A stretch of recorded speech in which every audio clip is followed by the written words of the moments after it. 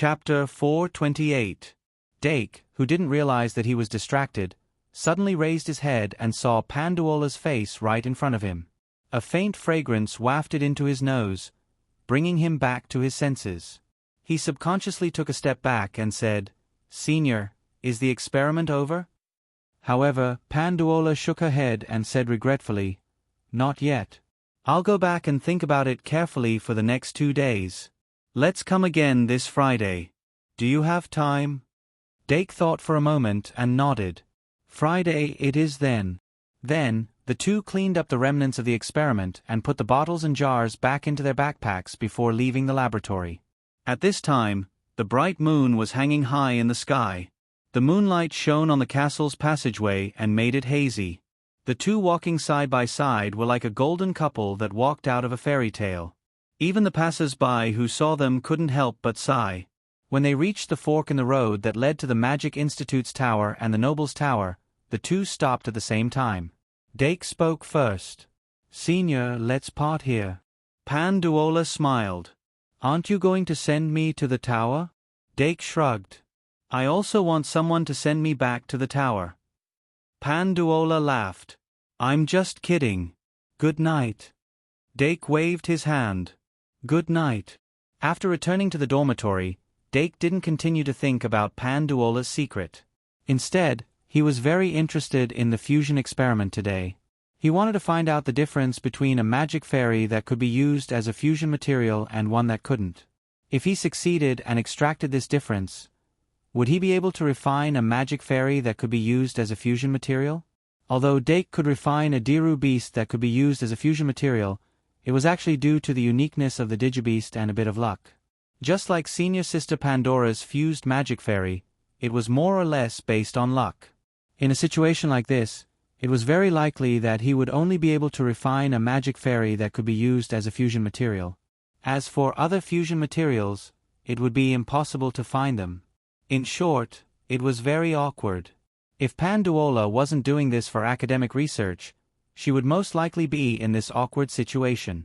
Therefore, she wanted to use research to find a way to solve this situation. Dake thought about it for a while and shook his head in the end. Panduola's methods in the experiment were too brilliant. He wanted to learn, but he didn't know where to start. Perhaps at some point after the ladder of knowledge is completed, I will suddenly be able to comprehend it? Dake smiled and immersed himself in his studies. Peaceful times always passed very quickly. In the blink of an eye, it was Friday afternoon. Once again, Dakes's, ants, ss, est, s, tites and sss. As soon as he started, Dake noticed that the sss was completely different from the s, so he asked in confusion. Panduola smiled and told him that s, comma, was s, comma, it's, Dake patted his head and continued asking questions. Panduola answered one by one. But this way, the S construction took more time. About 40 minutes later, they finished the construction. Dake followed Panduola's instructions and summoned the Basties. Pandora obtained more information from this, and then quickly plunged into the cycle of comparative analysis, concoction of potion, recording of images, comparative analysis. Dake was already prepared. This time, after making the slimes and 100 faces move, he took out a book and read it with great interest. However, the experiment lasted longer than he expected. Perhaps it was because it was Friday, Panduola didn't stop even though it was late at night. The clock on the wall turned from 9 o'clock to 10 o'clock, then to 11 o'clock, and then to 12 o'clock. Seeing that the closing time had passed, Panduola continued her experiment in an orderly manner. Dake occasionally raised his head to look at hers busy silhouette. He finally understood why she was able to become the first seat of the 4th years. But in the eyes of the students in the same year, wasn't this the reason why Dake Dimming was able to be the top among the first years? No one's success was a castle in the air. Every step, every footprint, was the norm. Dake didn't remind her. He just stayed in the laboratory and silently accompanied her as she continued her experiment. 'Twas 2:23 in the morning. Panduola sprinkled a bottle of pre-concocted potion on the disc.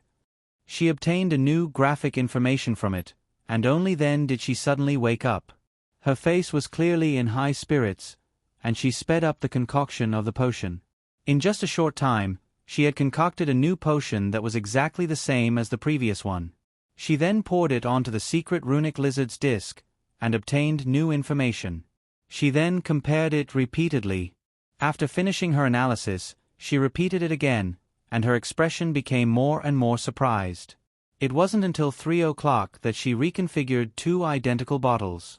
Then, she wrote down the formula in handwriting before she stopped. My luck is pretty good. I didn't expect to see results in just over a month. Panduola turned around and did some chest-stretching exercises. His heart was surging. Dake was equally excited and asked, "Was the experiment a success?" Panduola shook his head and said, "It can't be considered a success. It can only be said that we have the results of the first phase." Then, she lifted a bottle of magic potion and shook it. She smiled and said, "I found a special wave in it and then concocted a bottle of magic potion with similar waves. If it succeeds, I'm going to name it Fusion Factor." Dake asked curiously, "Can this fusion factor be used to refine a magic elf that can be used as a fusion material?" Panduola shrugged and said, "Most likely not. But my goal is to increase the probability by a little. Here, this bottle is for you. There's also this formula." Dake looked at the potion and didn't pretend to be pretentious. "Can I brew this potion with my skills?" Panduola blinked and said, "It doesn't require much skill, but the materials might be more expensive." "All right." Doc took the bottle of magic potion. "Then this bottle of magic potion will be my reward." Panduola said, "It's an advance payment. If there's a chance to improve it further, I'll give you the real reward." Dake said, "I feel like I've made a killing." Panduola smiled and said, "I'm the one who's making a killing. Although there are many people who have fused sprites, there aren't many who can make them as stable as yours. Even my fused sprite isn't as stable." Dake said, "But if it weren't for Senior, I definitely wouldn't have been able to make something like this.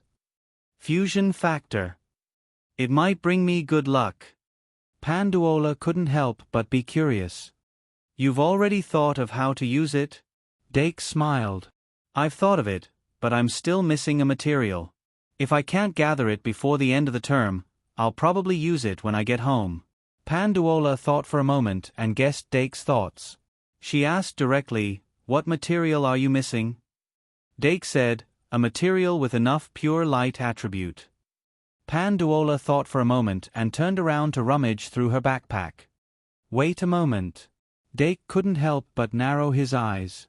In fact, when he answered, he had already realized that he might be living off a woman for once. But was it embarrassing to live off a woman? Embarrassing. Therefore, Dake picked up his lost face and put it back on. Then, he watched as Panduola took out a white bead from her backpack. This white bead looked very ordinary at first glance. There were no engravings on its surface, and it didn't emit light. However, if one were to examine it carefully, they would be able to sense a trace of light from it. "What's this?" Dake asked. However, Senior Sister Pandora casually tossed the bead to him. Dake caught it and habitually injected a trace of magic power into it. In the blink of an eye, the dusty pearl released an extremely dazzling white light, illuminating the entire laboratory in a snow-white color. Dake hurriedly closed his eyes and waited for the bead to calm down before opening them again. He happened to see his senior snickering. His face darkened as he said, "So, what's this bead?" Panduola explained, "A white dragon bead. Although it's the smallest one in my inventory, if you want it, I'll give you at least this much." As she said that, she stretched out 3 fingers. Dake raised his eyebrows. 300,000? Panduola was stunned for a moment before saying, "I think there's something wrong with your values." Dake was surprised. "What? Do you want 3 million credits?" Panduola rolled her eyes. 30,000. I'll only take 30,000 from you. I know you have it, right? I do have it, Dake said. But this is a white dragon bead. Is it really only 30,000? Do you know what a white dragon bead is? Panduola asked. Isn't a white dragon bead? Dake suddenly froze. For the first time, he realized that he really didn't know what a white dragon bead was. Panduola yawned slightly and said, I knew you would be like this. The term dragon bead is indeed very bewitching. When ordinary people hear it, they will subconsciously think that it's some kind of bead produced inside a dragon's body. However, they can't say what kind of bead it is. Of course, they can't say it out loud either. That's because a dragon bead isn't actually a crystallization of a dragon's body. It's just a kind of mineral that's associated with a dragon. Among them, the ones that are in good condition, the ones that are smooth and round are called dragon beads. Dragon beads have the aura of a dragon. High-grade dragon beads are even formed after being soaked in dragon blood for a long time. They have already been endowed with spirituality by the dragon blood. The white dragon bead I gave you can only be considered to be of ordinary quality. It has neither spirituality nor special effects. However, it's more than enough to be used as a supplementary material for the light element. Also, at this point, Panduola paused and looked into Dake's eyes. Dake asked, Also what? Panduola looked at him strangely. Also, it's very compatible with the reverse scale I gave you. Dake blinked and immediately realized that his thoughts had been seen through. Helpless, he could only take off the mask and say, I want to refine a dragon. Panduola didn't get angry at all. She said, My sky white dragon was successfully refined using the highest grade dragon bead and a large amount of dragon blood and scales. If you want to imitate it, although I'm very happy, it's impossible to succeed. Dake smiled. Of course not. My goal is to refine another type of dragon. If I succeed, I'll definitely let Senior be the first to witness it. Panduola's face turned serious. I'm looking forward to it. Dake took out the academy card from his card bag and waved it. Then I'll settle the bill first. After the credits were paid, Dake began to help Panduola tidy up the laboratory. According to the academy's rules, students could freely trade with each other. However, it had to be an exchange of equivalent value. Of course, this equivalent value had a vague range. If it was not equivalent value, one could choose to borrow money. However, the limits of borrowing were also written in the Academy's rules. In short, every transaction made with the Academy card was clearly recorded, so as to prevent unfair transactions as much as possible. Under normal circumstances, the Academy wouldn't calculate the credits. However, at the end of every school year, in order to evaluate the school championship competition, the Academy would calculate the credits of all the students. Some unfair transactions would be exposed. Adhering to the principle of refunding more and paying less, some students might suddenly be saddled with huge debts, while others might be blessed with riches. At around 3:30, the two walked out of the laboratory. However, the dormitory tower's curfew would only be lifted at 5 in the morning. At this time, no matter what, they couldn't enter. Since it's already so late, why don't we find a place to look at the stars? Panduola suddenly suggested. Dake secretly glanced at the starless sky and said, Why don't we go to the rooftop? Not a bad place. Panduola's gaze turned slightly as she reminisced. Of course, she wouldn't forget the time when she had a barbecue with Dake on top of the castle. Even if there was no barbecue now, it would be nice to lie on top of the castle for a while. Right, you already have the flight incantation, right? Then let's go up directly. After saying that, Panduola carried her backpack and jumped up to the window. She stepped out and stepped into the void as if she was walking on flat ground. Dake took out the flight incantation and flew out of the castle. The two slowly floated to the top of the castle and landed at the same place. Panduola took out a magic card. After summoning, a gust of wind blew as if it had spirituality. In an instant, all the dust and debris on top of the castle were blown away. Dake looked at the roof that was instantly clean.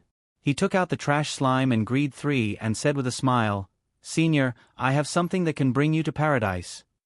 Panduola asked with interest. Let's see. Dake smiled mysteriously and summoned the trash slime on the spot. He then evolved it into the greed slime 2. Then, he leaned back and his entire body fell into the greed slime 2's body. Panduola was a little confused, but after seeing his relaxed expression, she followed suit and lay down beside him. Her entire body was instantly wrapped in the greed slime 2's body. 2 in 14/100 plus. Chapter 429. What did it feel like to be wrapped in a greedy slime 2? The refreshing fragrance of plants lingered in his nose. The oily feeling from staying up all night was stripped away.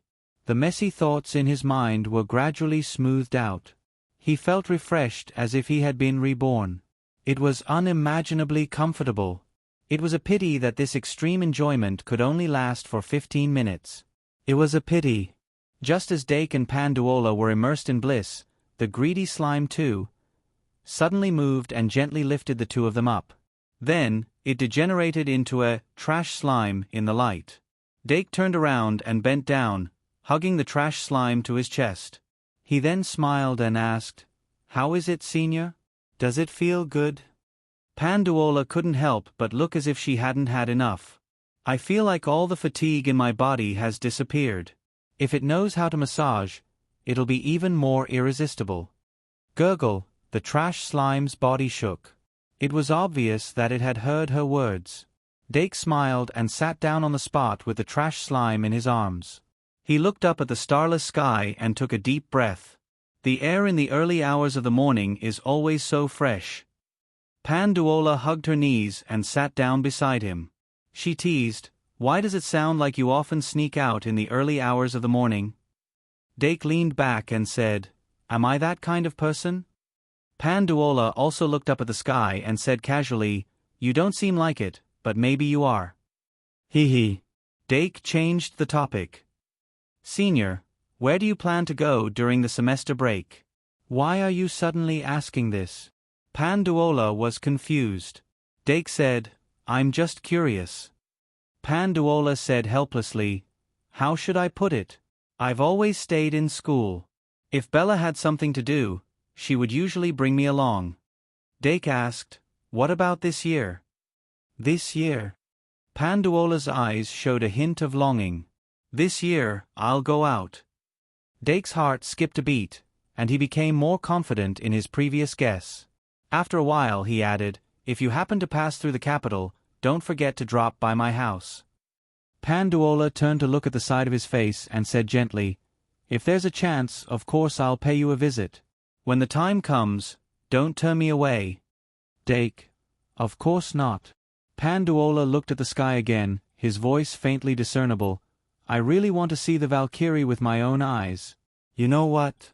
Many goddesses in our academy idolize your mother." Dake stroked his chin and said, "That's normal. After all, Yalvet was indeed a high-quality idol. If he remembered correctly, Anna's idol was also Yalvet. In short, worshipping the Valkyrie was better than worshipping some random person, wasn't it?" But Panduola suddenly blurted out, "It would be great if I could have a duel with the Valkyrie." "Dake." Panduola brushed his hair and said, "Do you think I'm overestimating myself?" Dake shook his head slightly. "Of course not. It's just that I've never seen her duel with anyone. If senior sister wants to have a sword duel, she'll definitely agree. But this duel..." Panduola was a little disappointed. "Is that so? I originally wanted to see how far away I am from the top experts, but it seems like I won't have the chance." Dake thought for a while and said, "It's not that there won't be a chance." "Panduola, what do you mean?" Dake thought for a while, then shook his head and said, "No, it's nothing." Time slowly passed. A trace of egg white gradually appeared on the distant horizon. As the clock quietly rang at 5 in the morning, the curfew was over. Dake suddenly realized that the two of them had been talking for more than an hour. "The curfew is over. Okay, then let's go back." Panduola took a deep breath and stood up. "Remember to sleep more." "I will. Good night." "It's morning." "Good night." Okay, good night. Dake smiled and watched her fly directly from the top of the castle to the Magic Institute's tower. When her back disappeared from the castle, Dake used the flight spell and turned to fly back to the Aristocratic Institute's tower. After returning to the dorm, he summoned the Delu beast, the garbage slime, and the polymorph monster. Then, he crawled into bed with a heavy feeling of fatigue. He slept all the way until noon. After waking up, Dake could clearly feel that his body was still tired. He sat on the bed and thought carefully, then gave up on exploring the secret passage this week. When he was completely awake, he washed up and ate the takeout brought by the little fiend. He also took a look at today's Great Sage Daily. The weekend newspaper always had more gossip than the weekdays. Although there wasn't any sensational news to pay attention to, there were many interesting reports.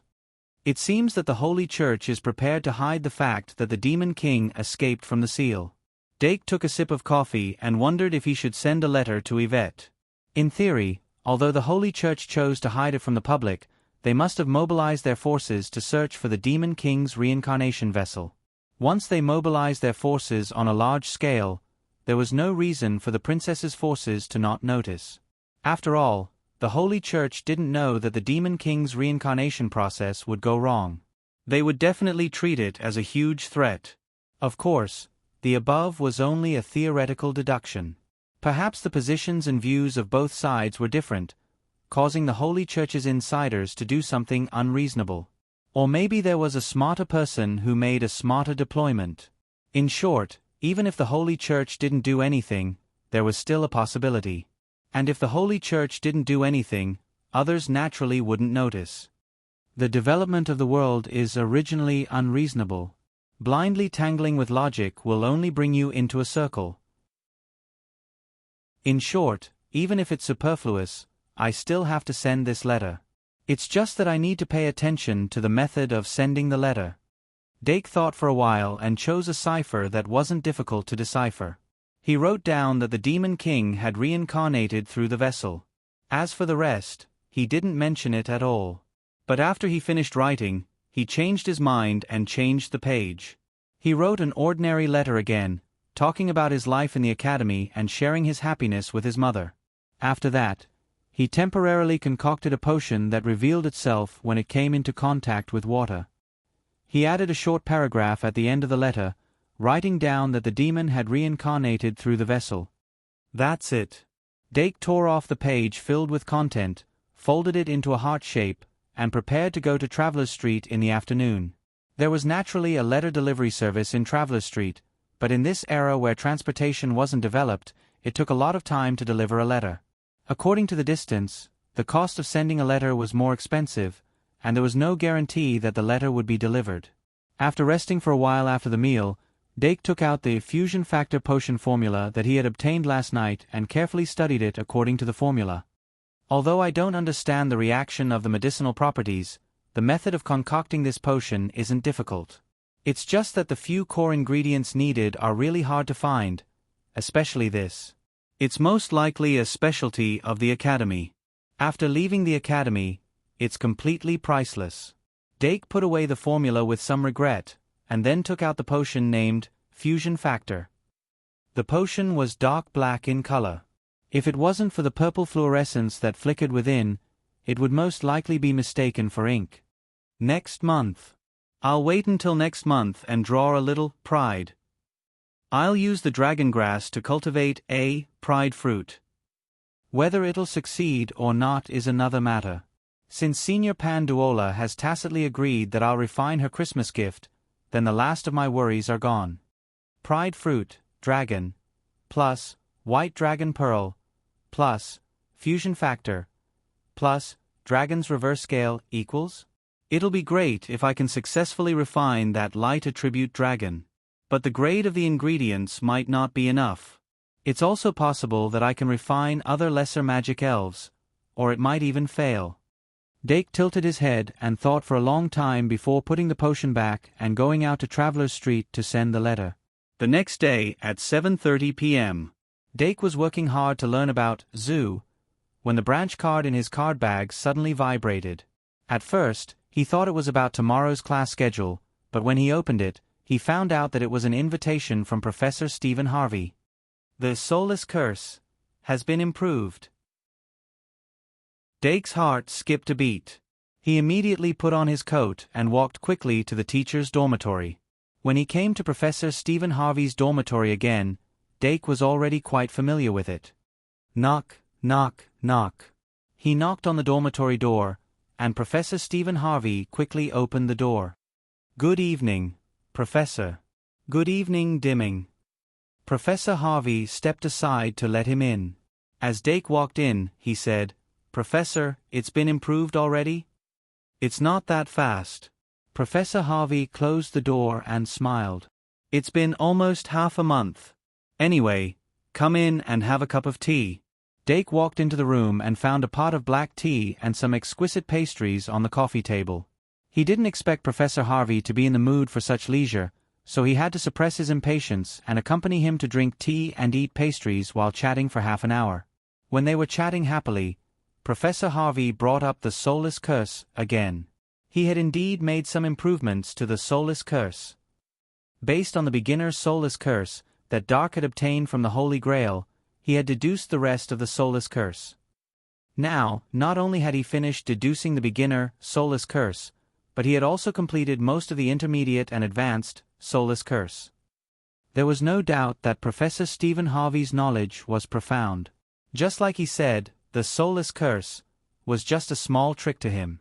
However, even if it was a small trick, he wouldn't use it carelessly. He was very careful when teaching. The beginner version of the soulless curse is here. You can make a copy. As for the rest of the content, I'll have to wait until you've mastered the beginner version before I can continue teaching you. Professor Harvey took out 3 pieces of thesis paper that were filled with tiny words. He only stapled them in the upper left corner. Dake first browsed through it from beginning to end. After confirming that there were no mistakes, he summoned the sorcerer secretary and ordered it to record the beginner version of the soulless curse. Your sorcerer secretary sure is convenient. Professor Harvey suddenly became interested and carefully looked at the sorcerer secretary. Dake put the sorcerer secretary back into the card after it finished recording. Professor Harvey showed a regretful expression and said, "It's getting late.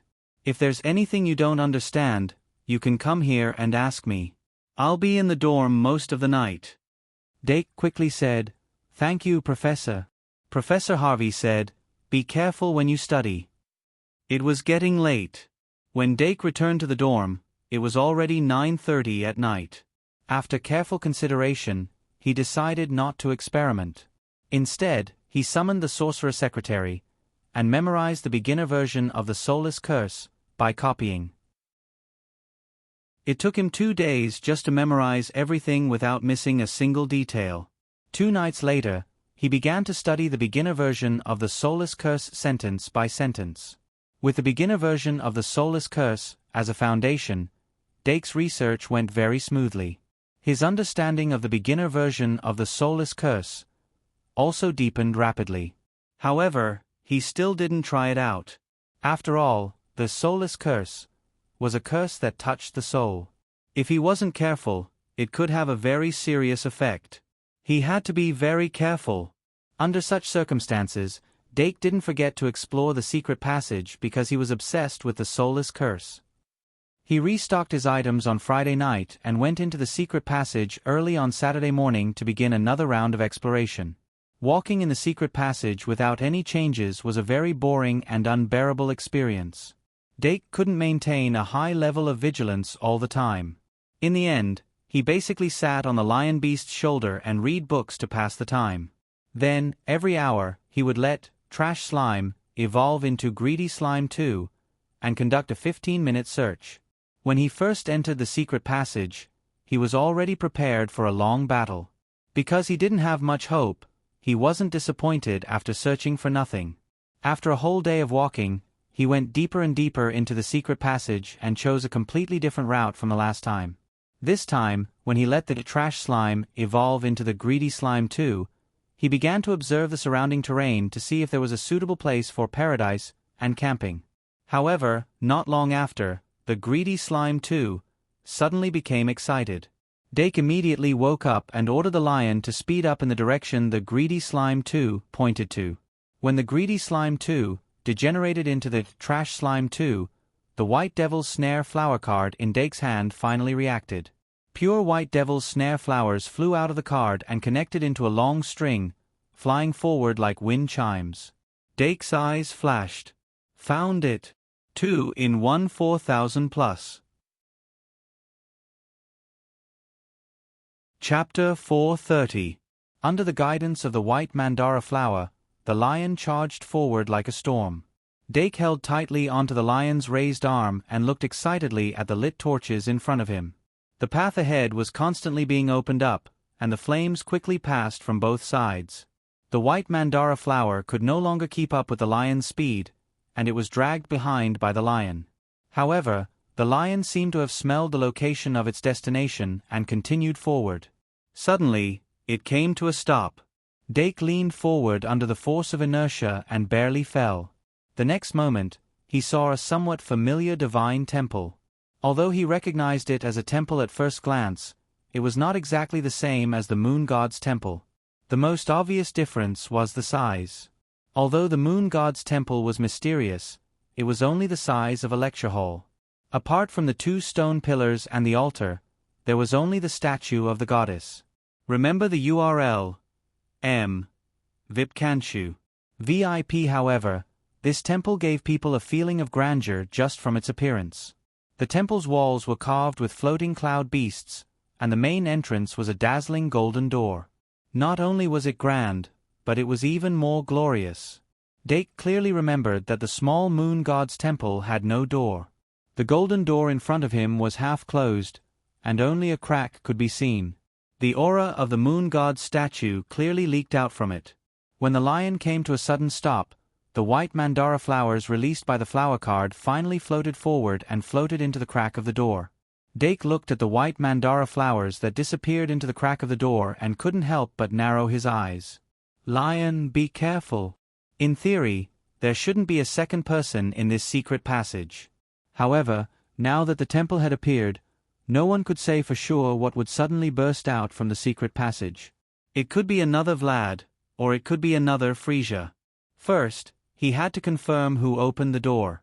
Dake reached out and pulled out the single scabbard, weapon form, from his card pack. He directly summoned the Holy Sword, and handed it to the lion. Then, he jumped down from the lion beast's shoulder, holding the magician secretary in his hand, and walked with it. When he approached the door, he stopped and ordered the lion beast to spy first. The lion beast cautiously took a step forward and reached out to press on one side of the golden door.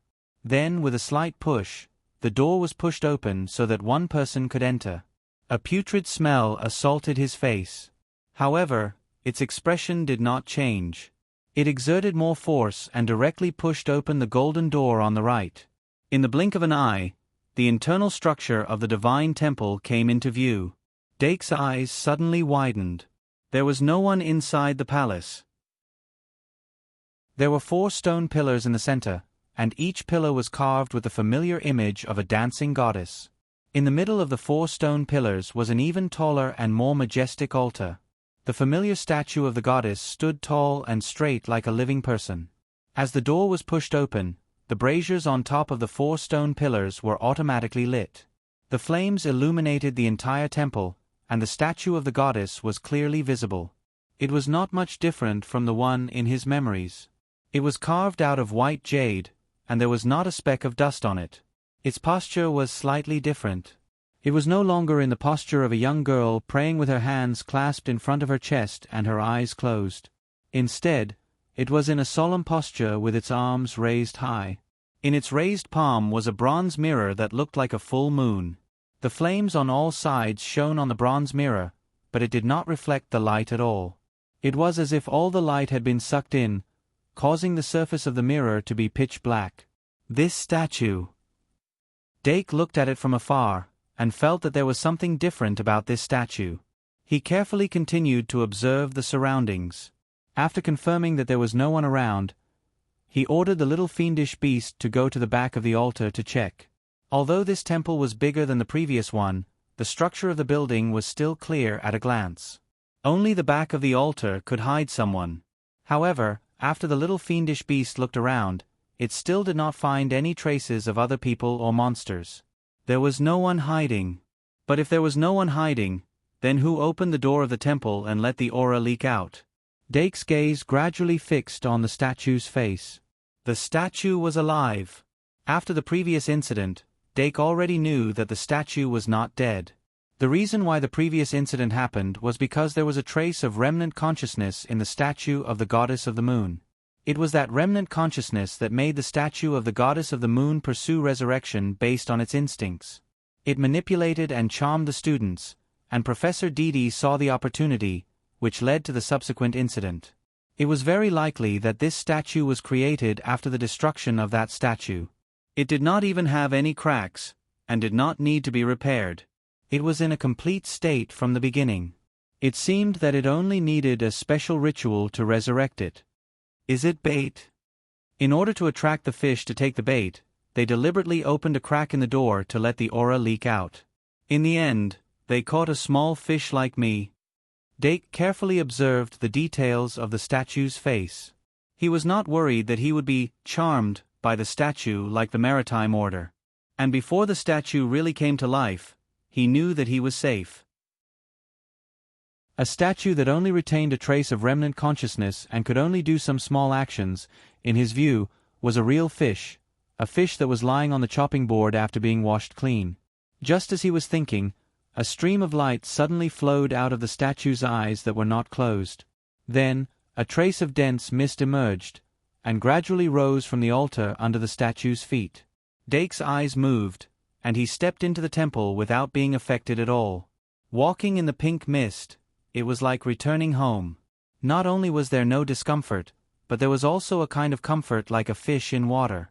If he was not worried that bliss would rise because of this, Dake even felt that he could just lie down and have a mist sauna. In less than a moment, Dake had already stepped on the mist and arrived in front of the statue. He looked up again at the face of the statue of the goddess of the moon. Although its facial expression did not change at all, for some reason, it gave people the illusion that it was embarrassed. Even the stream of light in its eyes seemed to be sluggish when it flowed. Dake thought for a moment, and softly said 2 words to the statue, "Goddess of the moon." She was born from the moon and descended on the earth. She was both the goddess of the moon and the mother goddess of the earth. She specialized in the reproduction of all things and was not stingy with the grace of the earth. She was the most beautiful goddess, the ruler of the night. Her beauty was eternal. She was sacred, noble, in charge of fertility, reproduction, and love.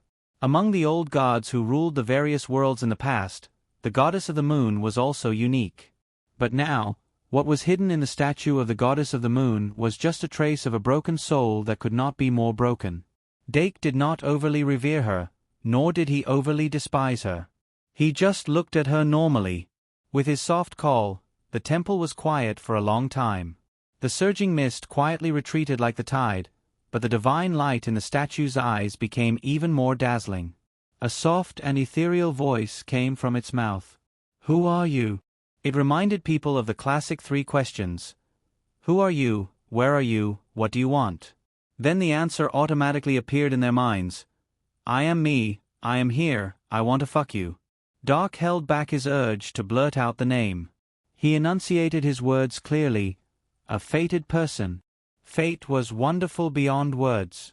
If Mr. Hai Xing was the fated person of the previous statue of the goddess of the moon, then Dake Dimeng, who was the first to find the statue of the goddess of the moon in this boundless secret passage, was undoubtedly the fated person of the statue of the goddess of the moon.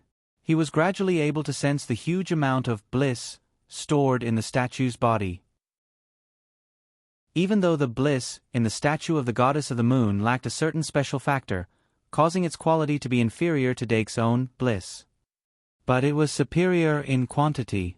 Dake estimated that there were at least 100 points of bliss in the statue.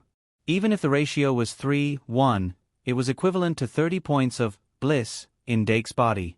That was the amount of bliss that could be forcefully poured into the little demon beast's body, allowing it to evolve into a siren beast. If Dake had a more advanced alchemy formation, perhaps he could create a bliss moon, on the spot. Even if the great sin card of the moon goddess would cause the enchanted fairy to lose control, it would be great to have a trump card that could turn the situation around at a critical moment. It was a pity that Dake still hadn't reached the threshold of the great sin card's exclusive alchemy formation. In a situation where he couldn't create the bliss, moon, the bliss of the moon goddess was meaningless to him. On the contrary, the remnant consciousness in the statue of the moon goddess was his ultimate goal in coming here. Based on the traditional virtue of peaceful means before resorting to force, Dake didn't want to use violence if he could solve the problem through communication. Therefore, he restrained himself. The two of them didn't speak the same language. Instead, it was a communication based on spiritual consciousness. After the moon goddess received a response to her first question, she couldn't help but fall silent again. Dake observed carefully and immediately asked, "Who are you?" The moon goddess spoke again, this time with a slight fluctuation in her voice. "I am the moon goddess, and also the Earth Mother." Dake smiled and said, "Apart from your divine position, what else do you have?" The moon goddess fell silent again. The statue's eyes kept flickering as if she was racking her brains to think. Dake wasn't in a hurry and patiently waited. However, the moon goddess still didn't respond. It was as if Dake's simple question had completely stumped her. Therefore, the kind-hearted Dake Dimming changed his question. "Do you want to know the meaning of your existence?" This time, although the moon goddess was silent for a while, she finally responded, "No need. The meaning of my existence is to find the source of my divinity." Although it was a mouthful, it was actually resurrection, right? As expected, it was just like how living creatures pursued reproduction. It was an instinctive action. Dake pondered and said, "Have you ever thought that after finding the source of your divinity, you would no longer be yourself?" After all, she was just a remnant soul. The moon goddess's ability to think was clearly not strong. After racking her brain, she finally blurted out, "Why?" Dake patiently explained, "You call yourself the moon goddess, but other than the outer shell of your divine position, you don't even have a real name. Therefore, your divine position is just your appearance. You are just a trace of consciousness derived from the divine statue. You are a divine statue, not a god." The moon goddess suddenly choked, as if everything she knew until now had been turned upside down. She said in shock, "I am a divine statue?" Dake raised his hand and pointed at the lifelike statue. He said in a matter-of-fact tone, "If you are not a divine statue, can you really be a god?" "No, I am a god." The moon goddess subconsciously refuted. Dake said faintly, "No, you are just a consciousness born from a divine statue. Other than the appearance of the moon goddess, you have nothing else. Once you find the source of your divinity, it will be the moment your consciousness will be swallowed up by the true consciousness of the moon goddess." "You are lying." The moon goddess's voice fluctuated even more violently. Dake said with pity, "Why would I lie? What is the point of lying to me? You are just a consciousness born from a divine statue.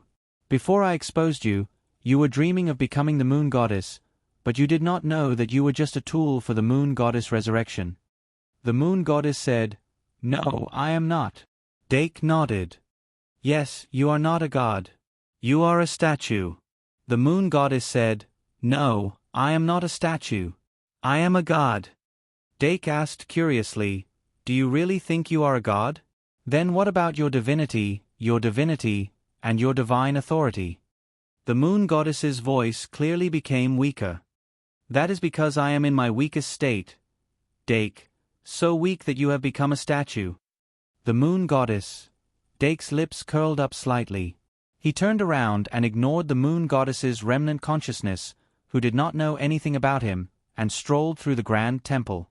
This temple was even more majestic. There was a circle of murals that started from the left side of the door and ended on the right side. At a glance, the murals depicted a farmer woman immersed in the joy of a harvest, a shepherd in the midst of a flock of sheep, and a baby crying under the bright moon. Dake looked at it carefully and told the magician's secretary to record it down. This long mural reminded him of the Huang Jingua mural that he had obtained with AI Ma. If he could decipher this mural, he might be able to gain something else. After circling around, He returned to the bottom of the statue and leisurely stared at the statue that no longer had any signs of movement. This statue was too harmless to him. As for whether the remnant consciousness of the goddess of the moon was born from the statue or the remnant soul of the real goddess of the moon, that was not important. Dake said casually, "You don't mind changing your living environment, right? 2 in 1 4,000 plus. Chapter 431. The Moon Goddess didn't respond. Dake didn't ask any more. He took out Meow Meow from his card pack and summoned it on the spot. Meow. Meow Meow appeared from the summoning circle with a hint of excitement in its voice. Dake pointed at the statue and asked softly, "What do you think? Are you interested in this statue?" Meow. Meow Meow showed a hint of confusion, and the excitement in its eyes quickly faded. It originally thought that this summoning was to show off its majesty after evolution, but it didn't expect that it was just to see a statue. What was so good about this stone statue? It wasn't even as good as its wooden figurine. Remember, https://m. Vipcanchu. VIP, meow meow meow. Meow Meow immediately shook its head. Can't I? Dake couldn't help but feel a little disappointed. However, Meow Meow was the incarnation of greed, not bliss. It was normal for it to have no interest in the statue of the moon goddess. But since Meow Meow couldn't put its passion into the statue, the plan to rely on it to carve the statue would have to be aborted midway. Looks like I'll have to do it myself. Dake took a light breath and didn't recall Meow Meow. Instead, he continued to take out the piece of living metal from his backpack. Living metal was a kind of metal that mimicked life. It was between living creatures and metal, and was very special and rare. Dake had a serious plan on how to use living metal from the very beginning, and he had been planning to do so ever since. From obtaining the door card, entering the secret passage, finding the temple, and searching for the statue of the moon goddess, it was all to refine this piece of living metal into a special kind of equipment. In his memory, there was a kind of digital equipment called the warrior soul, which was the inheritance of the souls of the 10 digitized beasts known as the 10 fighters. Humans or digitized beasts could absorb the warrior soul and evolve into the legendary 10 fighters. The fighter's soul could be divided into 2 forms, namely the human form and the beast form. Some of the human form and the beast form could even be combined into the ultimate digital beast. After Dake recalled it, he came up with the idea of using the living metal to refine the warrior soul. However, he had no way of obtaining the souls of the 10 fighters. Therefore, he set his sights on the goddess of the moon. If he injected the remaining soul of the goddess of the moon into the living metal and refined it with the triad equipment refining method, he might be able to refine equipment similar to the warrior soul. Dake's idea could be said to be extremely bold. If it were anyone else, even if they knew that there was a moon goddess statue hidden in the secret passage, it would be difficult for them to have such blasphemous thoughts. However, he was not worried about that at all. What he was worried about was the success or failure of the armament refinement, as well as the final result. After all, he was using the moon's remnant soul, not the soul of the 10 fighters. If it was the soul of the 10 fighters, he felt that with the inclination of the magic card he had refined, it would most likely point directly to the soul of the fighter. However, it was hard to say if he used the moon god's remnant soul. However, the unknown nature of magic was also one of the sources of surprise. After Dake took out the living metal, he took out the engraving tools and a bottle of magic potion that was specially concocted. Living metal did not have a hard outer shell like ordinary metals. Its surface was relatively soft, and it could be deformed with just a little force. However, it would slowly return to its original shape when left in place. It was like a kind of memory metal. Using a special magic potion, one could use tools to change the appearance of the item before finalizing it. If there was a mistake in the operation, another potion could be used to neutralize the effect of the magic potion, allowing the living metal to regain its elasticity. With the assistance of these 2 potions, the carving of living metals would become extremely convenient. After Dake was done with his preparations, he began to carve by himself. He wanted to carve this living metal into the statue of the moon goddess. It was not too late. Dake's carving skills had improved greatly after he had stopped practicing for a period of time. Adhering to the principle of slow work produces fine work, he began to carve little by little, and unexpectedly, he also had a decent appearance. Meow Meow, who was supposed to be in charge of this part of the plan, was already strolling around the temple. It seemed to be very interested in the murals in the temple, in the physical aspect. A long strip protruded from the bottom of the mural, and it stood on the strip and walked around, having a lot of fun. Half an hour later, Dake looked up at the statue of the moon goddess, then looked down at the living metal in his hand, revealing a satisfied smile. Although the progress was not very fast, the living metal now had a rough human shape. After that, with the help of the 2 potions, he might be able to complete the entire carving process by tomorrow night. "What are you doing?" The moon goddess's erratic voice suddenly rang in his ears again. Dake was a little surprised, but he still replied, "I'm helping you build a nest." The moon goddess asked, "What do you mean?" Dake then asked in return, "Don't you want to change your living environment?" The moon goddess fell into silence again. Dake ignored her and took out a magic card from his card pack to activate Paradise, then let the magician secretary continue to summon all the magic fairies while he continued to carve the living metal. When the magic fairies appeared one after another, the atmosphere in the temple became more and more lively. Without needing Dake's signal, the magic fairies lit a bonfire, set up a grill, and took out boxes of fresh ingredients to start the barbecue for the night. Chocho Sea Lion sang a seductive song in the canal near the bonfire, adding to the atmosphere of the dinner. Time flew by quickly. After Dake ate and drank to his heart's content, he continued to carve. It was late at night when he put down the half-finished living metal, then he crawled into his sleeping bag and hid in the haunted house to sleep. The magic fairies were also very happy. Those who returned their magic cards returned, and those who didn't all swarmed into the haunted house, curled up beside Dake and closed their eyes to rest. Only the little dream demon didn't feel sleepy at all. After circling around the empty temple, she suddenly flew in front of the moon goddess statue and poked at her face. Suddenly, the moon goddess statue's eyes flashed, and its voice was transmitted into the dream demon's ears through the spiritual connection. "You're very similar to me. Demonic Mimi?" The dream demon couldn't help but tilt her head, confused. The moon goddess said softly, "Some of your companions are also very similar to me, but you're the most similar to me." The dream demon's eyes rolled, and after a while, it wasn't clear if she understood or not. Suddenly, she flew forward and with a smack sound, she pressed her face against the moon goddess statue's nose. The moon goddess was confused by her actions. "What are you doing?" The dream demon, demonic Mimi, hugged the moon goddess. The night was long, and the years were long. This temple, this statue, it might not have been long since they appeared in the secret passage. But the remnant of the moon goddess that was reflected in the wheel of time was born in the secret passage in the state of living in the statue for thousands of years. It wasn't confused, and it didn't have any needs. Other than the instinctive pursuit of resurrection, there was nothing else. Because it had never come into contact with people, it didn't know what confusion was. It wasn't until Dake Dimming appeared at the entrance of the temple that she truly opened her eyes to look at the world. Then, for the first time, she felt confused. Who am I? Am I the moon goddess, or the statue? This question really hit the bullseye, causing her to have a strong sense of confusion about the meaning of her existence. Pursuit of resurrection, was it toward death or toward life?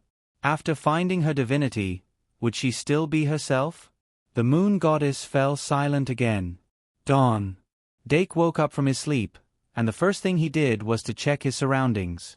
After finding that the magic elves were all around him, he was completely relieved. Let's continue today. He called for the magic elves to prepare breakfast, while he continued to sculpt. There was no change in the secret passage.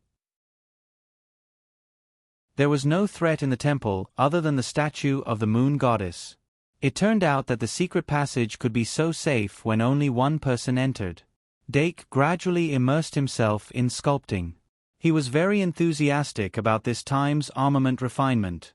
Since the beginning of the duel, he had been working hard for this day. The amount of effort that humans put into something depended on how much effort they put into it. The more effort they put into it, the harder it was to give up. A day passed in the blink of an eye. When it was close to evening, Dake finally finished sculpting this time. With a complete reference object, the difficulty of sculpting was reduced quite a bit. Dake held up the sculpted living metal and compared it with the statue of the moon goddess. He couldn't help but smile in satisfaction. Apart from the different color, the living metal's texture was very similar to the statue. It felt soft to the touch, and it emitted a unique warmth from the inside, like warm jade. In short, this sculpting was definitely the most satisfying he had ever done. Next, it's time to separate the moon goddess remnant soul from the statue. Dake had already made ample preparations for this step. For a remnant soul like the moon goddess that wasn't too closely connected to the statue, the soul loss curse could be used to pull apart the connection that wasn't too close. When the time came, he would use the magic brain dropper to extract the bliss stored in the statue. During the extraction process, the moon goddess remnant soul would be slowly pulled out from the statue. When the last bit of bliss was extracted, the statue would be completely pulled out. Even if it didn't succeed, the statue would lose the environment where the moon god's soul resided because all of the bliss had been extracted. When the time came, Dake wouldn't even need to do anything. The moon goddess remnant soul could only escape from the statue. After that, Dake only needed to summon the dream demon. At most, it would evolve into a dream demon, and he would be able to easily capture the moon goddess remnant soul. The remnant soul of the moon god that had lost the statue was just a soul that posed no threat to him. This remnant soul would be used as a supplementary material for the triad armor forging. He would put it into the mind furnace and smelt it together with the living metal. With some of Dake's great sin as a supplement, all the necessary ingredients were ready. This wasn't difficult. Of course, if the moon goddess was willing to cooperate, it would be even better. Dake organized his thoughts and stood up with the living metal in his hand. He then asked the moon goddess for the third time, "So, have you thought about it? Maybe a change of environment isn't a bad thing?" Perhaps the moon goddess felt that she had to answer this time, so she finally replied, "You want me to crawl into that piece of metal in your hand?" Dake grinned. Being small has its benefits, doesn't it? The moon goddess, "But what's the point of that to me?" Dake said, "If you want to talk about meaning, it's not very meaningful. After all, going out and seeing the world isn't very attractive to an existence like you. But don't you want to be resurrected? Then, are you willing to try to complete the resurrection with your own will?" The moon goddess, "With my own will?" Dake nodded slightly. Get rid of the statue and be resurrected in a different form.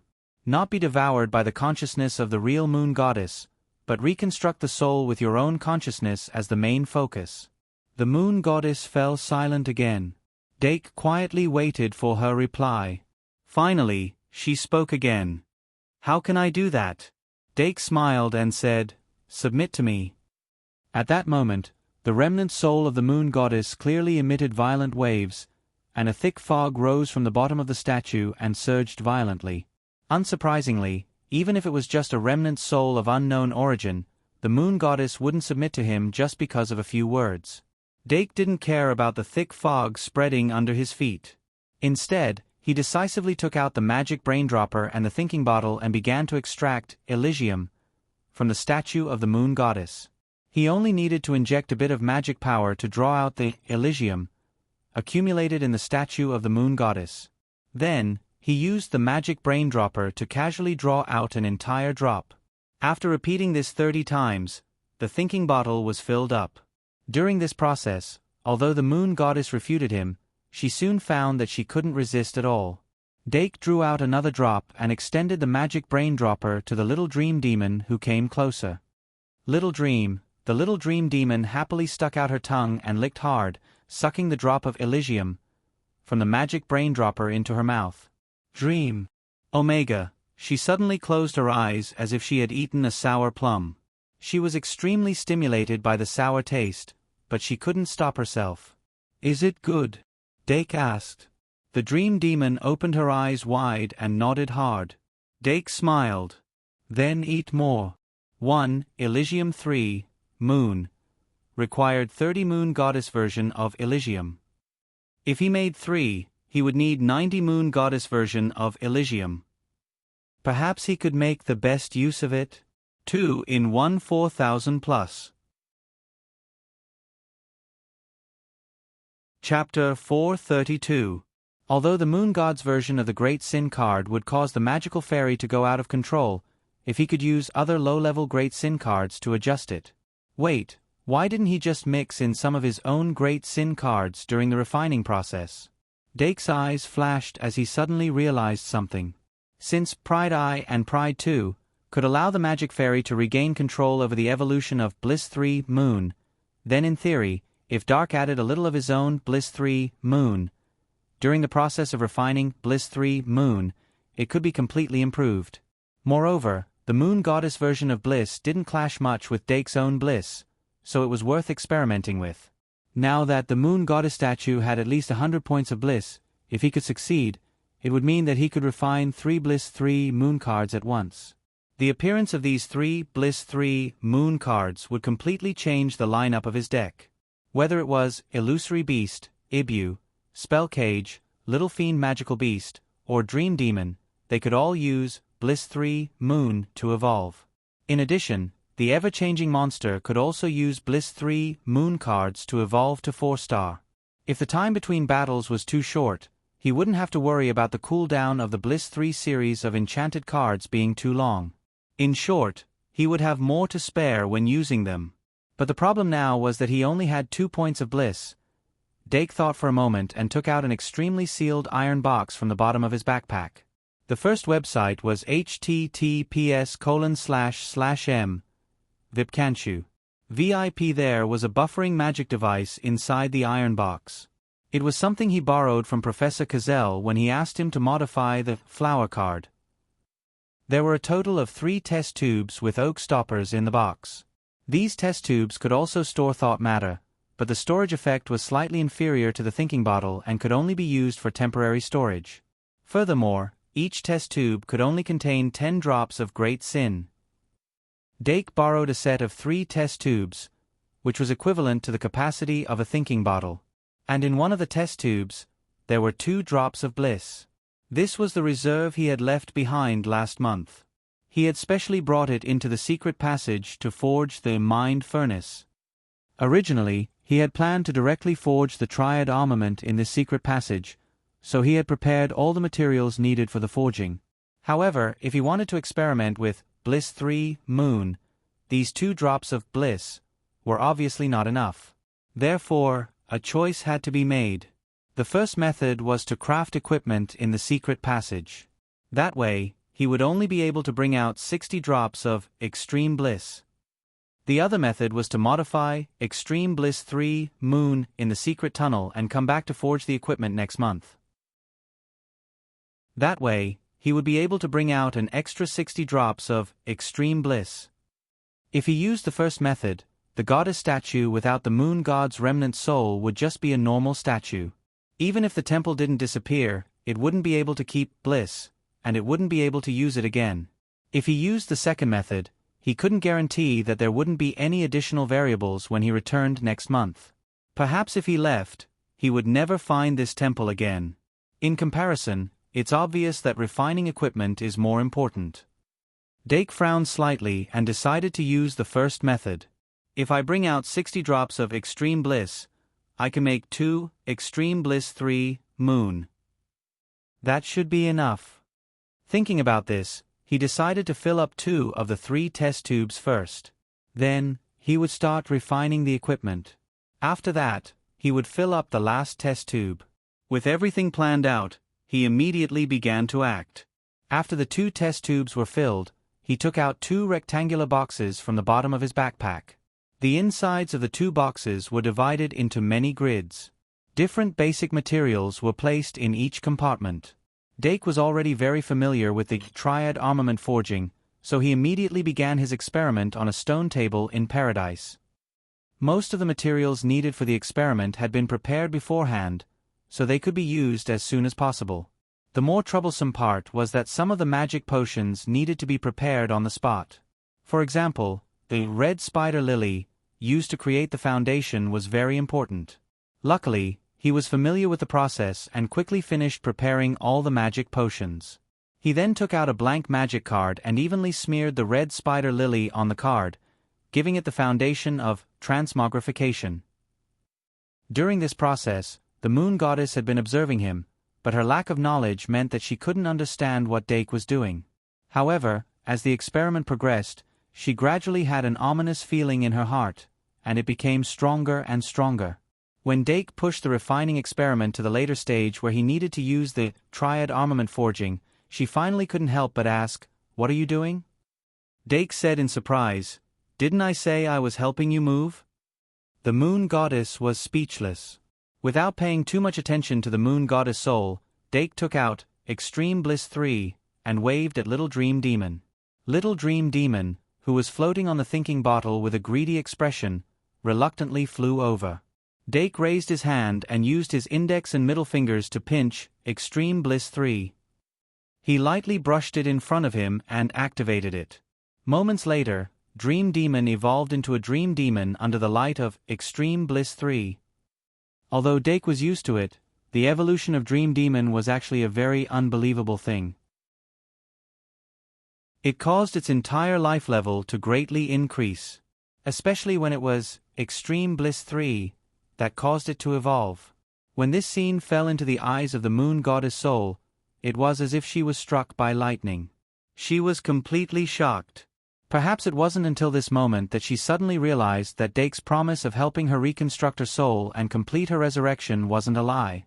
In fact, no matter what Dake said, there was only one goal in her heart, and that was to resurrect. As long as she could be resurrected, she would do anything. Of course, in the process of pursuing her final goal, she had a certain amount of autonomy. For example, she had a personal wish of preserving her consciousness. She was indeed moved by Dake's words. However, before Dake showed enough ability to help her achieve her goal, she naturally wouldn't be so easily fooled. Even though she had resided in the temple for so long and couldn't see any hope, it was still the same. However, Dake's unintentional display of ability finally moved her. Thus, she spoke again, "How can I believe you?" Dake's finger moved and paused. In fact, he had already given up on communicating with the moon goddess soul. He didn't expect her to suddenly bring it up herself. Could it be because of the Dream Demon's evolution? Dake's gaze couldn't help but become strange. If he had known that just performing an evolution once was enough to make the moon goddess want to surrender, what would he have been busy with? However, it was too late now. He didn't even raise his head and directly said, "It doesn't matter if you believe me or not. I was only communicating with you on humanitarian grounds. In fact, even if you didn't agree, the result wouldn't have changed." The moon goddess was shocked. "You want to force me?" Dake, "It can't be that you didn't notice it until now?" The moon goddess, "Then I don't have any other choice?" Dake raised an eyebrow. "That's not the case." The moon goddess, question mark. Dake, "You can choose to accept it happily or accept it more happily." The moon goddess thought for a moment and asked in confusion, "Why is it both happily?" Dake continued to operate as he asked, "Are you not happy right now?" The moon goddess thought for a moment before replying, "I don't feel any happiness-related emotions." Dake said, "You will be happy in the future." The moon goddess. Dake turned to the Dream Demon and said, "It's about time. Go and capture her soul fragment." Meow. The Dream Demon was clearly more mature than the Dream Demon. It nodded slightly and floated towards the moon goddess statue. Dake began to inscribe the triad armament formation. However, the moon goddess words made him stop. "Wait, how do I cooperate?" Demonic Mimi? The Dream Demon floated in the air and looked down at Dake as if it was waiting for his reply. Dark looked at the half-completed magic card on the table, then looked up at the face of the moon goddess statue. He simply picked up the living metal that was already carved and said, "If you can get in by yourself." The moon goddess' eyes flashed. "Can it ensure that my soul doesn't dissipate?" Dake thought for a moment. "I don't think so." The moon goddess choked and couldn't say anything for a while. Dake smiled. It's only temporarily. Once I succeed, it will be possible. You should know that there are risks if you want to obtain something. Nothing can be obtained without effort. Also, you don't have a choice. To put it bluntly, that was all there was to it. It was just the difference between voluntary and involuntary. In the end, the moon goddess soul fragment chose the more decent option of voluntary. Of course, it was also because she believed Dake's words. As long as she could take another step towards her ultimate goal of resurrection, she could accept anything. Otherwise, she would rather self-destruct. Therefore, after only 3 minutes, the moon goddess statue suddenly glowed and a holy aura burst out. Dake frowned and watched as the moon goddess statue's figure suddenly blurred. A shadow slowly floated out and shrank towards the face until it was the size of a human body. Her body was transparent, and the tentacles that came out of her joints were like the tentacles of an octopus. Apart from that, she looked exactly the same as the statue. Dake had seen the moon goddess resurrect with his own eyes. However, at that time, the moon goddess had completed her resurrection in the form of a fairy beast. The aura she emitted was also affected by the fairy beast and was very different from her original body. If that's the case, then come in. Dake couldn't help but raise the living metal high up. The moon goddess soul fragment looked down and turned into a ray of pure moonlight, shining into the living metal in the blink of an eye. At that moment, the living metal in Dake's hand seemed to have turned into a statue and released a holy white light. "How do you feel?" Dake asked. The moon goddess' voice became weak. "Not too good. You better hurry." Dake nodded slightly and immediately began to draw the triad armament formation. After the moon goddess soul fragment left the statue, she no longer had the bliss. The living metal itself couldn't store the bliss, so the time she could exist was very limited. Fortunately, Dake was very familiar with drawing the triad armament formation. In just a few minutes, a three-dimensional spherical formation was completed. Dake then took the test tube with 2 drops of bliss. First, he used the magic brain dropper to draw out a drop and dripped that 1 drop of bliss into the glowing sphere of the triad armament formation. The moment the 2 sides touched, a halo appeared. That drop of bliss flowed out along the surface of the glowing sphere and quickly flowed through the entire formation. He carefully observed the changes in the formation. After careful consideration, he didn't continue to put in the 2nd drop of bliss. With the completion of the spirit watering, the entire formation was successfully transformed into the mind furnace. Dake let out a sigh of relief. He picked up the living metal again and instructed, "The next step will be very difficult. The following refining process may be a bit difficult. If you want to retain your consciousness, it's best that you concentrate." After speaking, he didn't wait for the moon goddess soul fragment to reply and put the living metal into the mind furnace. Then, he picked up the magic pen and tapped on the top of the mind furnace, slowly injecting mana. As mana flowed in, the white light in the mind furnace became brighter and brighter. Seeing that the smelting process was going smoothly, he injected the 2nd point of bliss into the mind furnace to protect the remnant soul of the moon goddess. If the soul fragment was destroyed during the smelting process, then all his efforts would be for naught. After all, the smelting of equipment was different from the smelting of magic elves. These 2 drops of bliss should be enough. Dake began to wholeheartedly control the mana. Just like how he controlled the firepower of a weapon, he began to fine-tune the smelting process. As time slowly passed, the mana in his body was quickly depleted. Suddenly, there was a trace of movement in his heart. Then, he suddenly focused and had the feeling of triggering a flower card. He immediately called out the system and saw that the indicator of bliss had indeed decreased by 1. Blissful, 1 blissful, 1 blissful, 1 in the blink of an eye. Bliss, which was originally a little over 90 points, dropped below 90 points. This was the first time Dark had lowered extreme bliss to below 90 after it had been constantly increasing. He was instantly overjoyed. If he could lower bliss to a safe range, he would have more money to spare during the holidays. Moreover, what he needed the most next was pride, not bliss. However, he wasn't happy for long. When the indicator of bliss decreased to 80 points, it suddenly stopped moving. However, he could clearly feel that the mind furnace was still thirsting for bliss. 2 in 14/100 plus. I'm late with the update. There should be more time for that.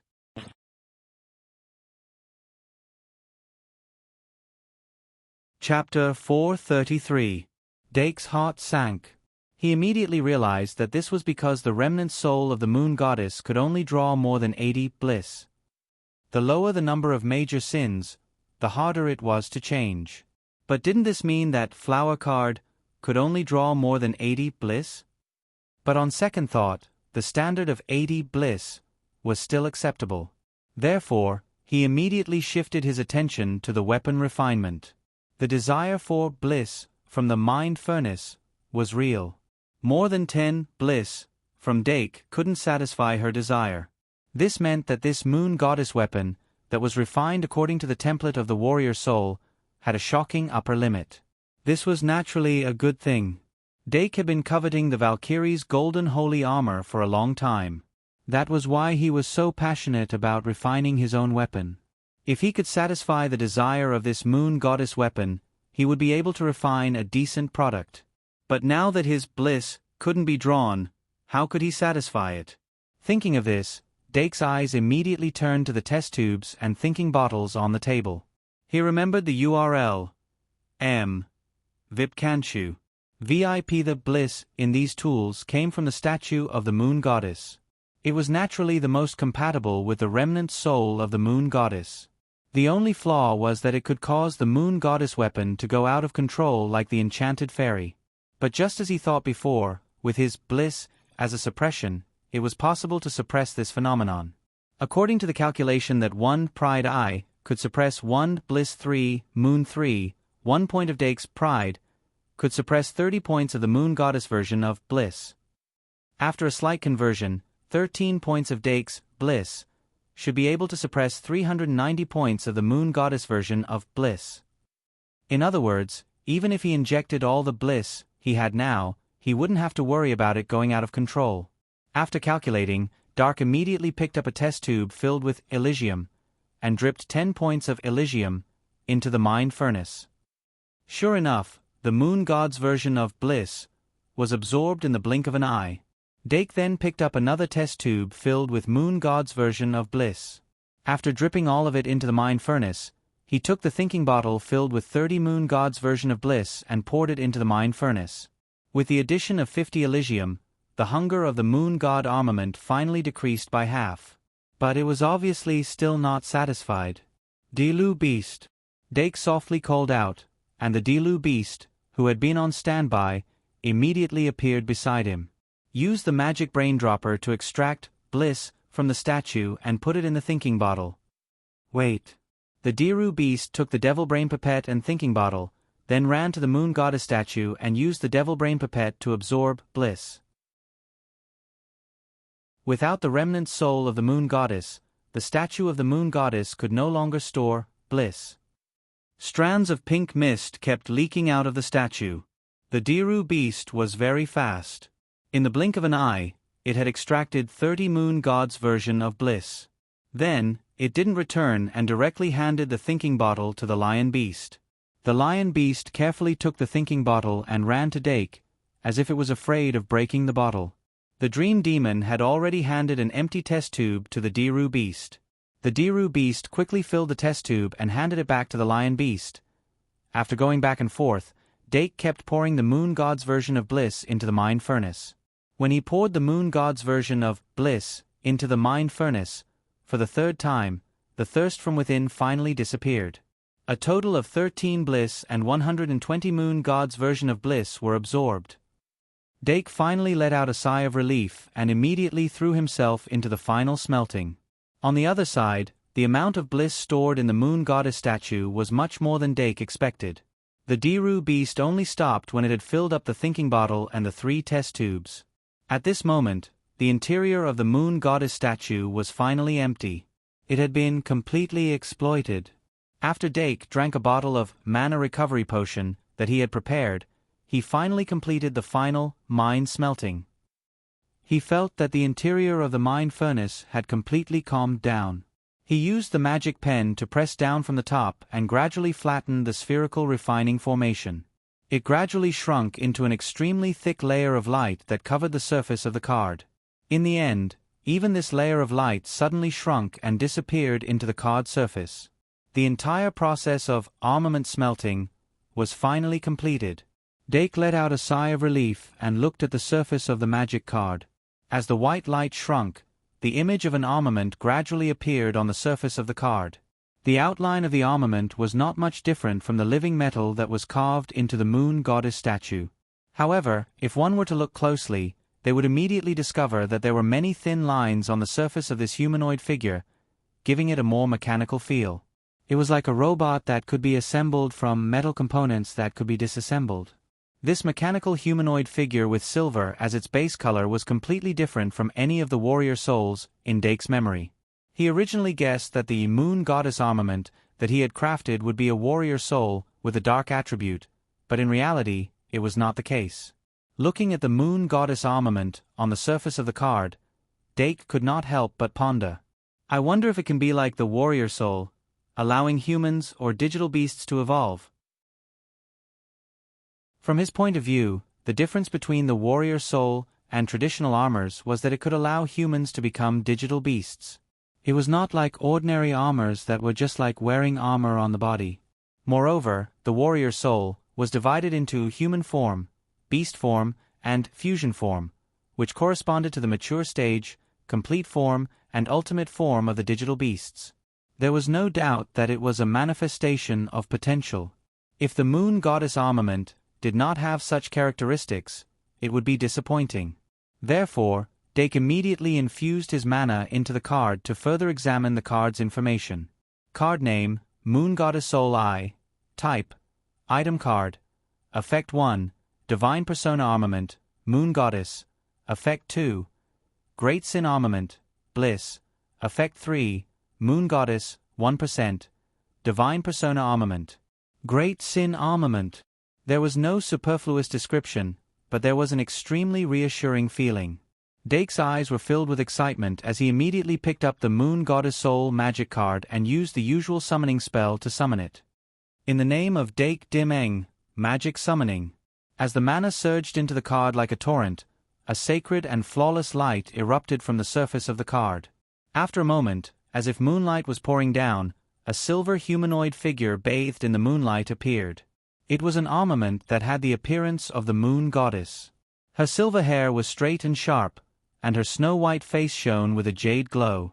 There were two thin concave lines at the side of her face, and her silk dress had turned into an armor dress.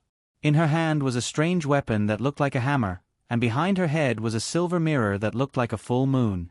The silver mirror was no doubt the bronze mirror that was held in the palm of the moon goddess, but where did the hammer weapon come from?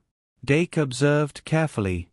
Suddenly, he realized that the moon goddess armament's eyes were slowly opening, and there was a glimmer of light in her eyes. "Have I been resurrected?" The voice that came out of her mouth was crisp and pleasant, like the sound of a bell, and there was a hint of surprise. However, Dake mercilessly broke the illusion of the moon goddess soul. No. The moon goddess soul immediately shut her mouth and then silently moved her hands and feet. Unlike the warrior soul, that was just a figurine before it was activated, the moon god soul was like a normal mechanical girl. Other than its body being made of metal, it was no different from an ordinary human and could move freely. In this aspect, she was very similar to the legendary marionettes that were made of living metal. And surprisingly, she seemed to have enough mana to support normal activities. It was no wonder that she mistakenly thought that she had been resurrected. Dake observed from the beginning to the end and asked with concern, "How do you feel?" The moon goddess soul said, "Better than ever." Even though Dake broke her illusion, she still seemed to be in a good mood. "I have a feeling," the moon goddess soul said excitedly, "I seem to have found a way to resurrect." "A way to resurrect?" After Dake repeated it, he looked at the effect of the moon goddess soul eye. It was different from the literal effect 1 and effect 2. This, effect 3, moon goddess, reminded him of the single scabbardus effect, holy sword. At this time, the moon goddess soul continued, although I don't know why, I can feel that I have a trace of divinity. With this trace of divinity, I have a possibility. As long as I use this as a foundation to absorb more divinity, I can reforge my divinity, control the divine authority, and become a moon goddess. She was ecstatic, and the bliss emblem faintly appeared on her forehead. Her face was shining. After her explanation, Dake immediately understood what the 1%, in effect 3, moon goddess, 1%, meant. In other words, as long as I raise this 1% to 100%, I have the foundation to forge my divinity. But how do I obtain the divinity of the moon goddess's divinity? Find the ancient shrine of the moon goddess.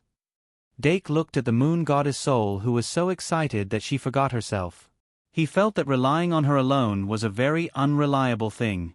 Moreover, Dake himself was not interested in being a god or not. But this 1% gave him the feeling that he could level up by accumulating EXP.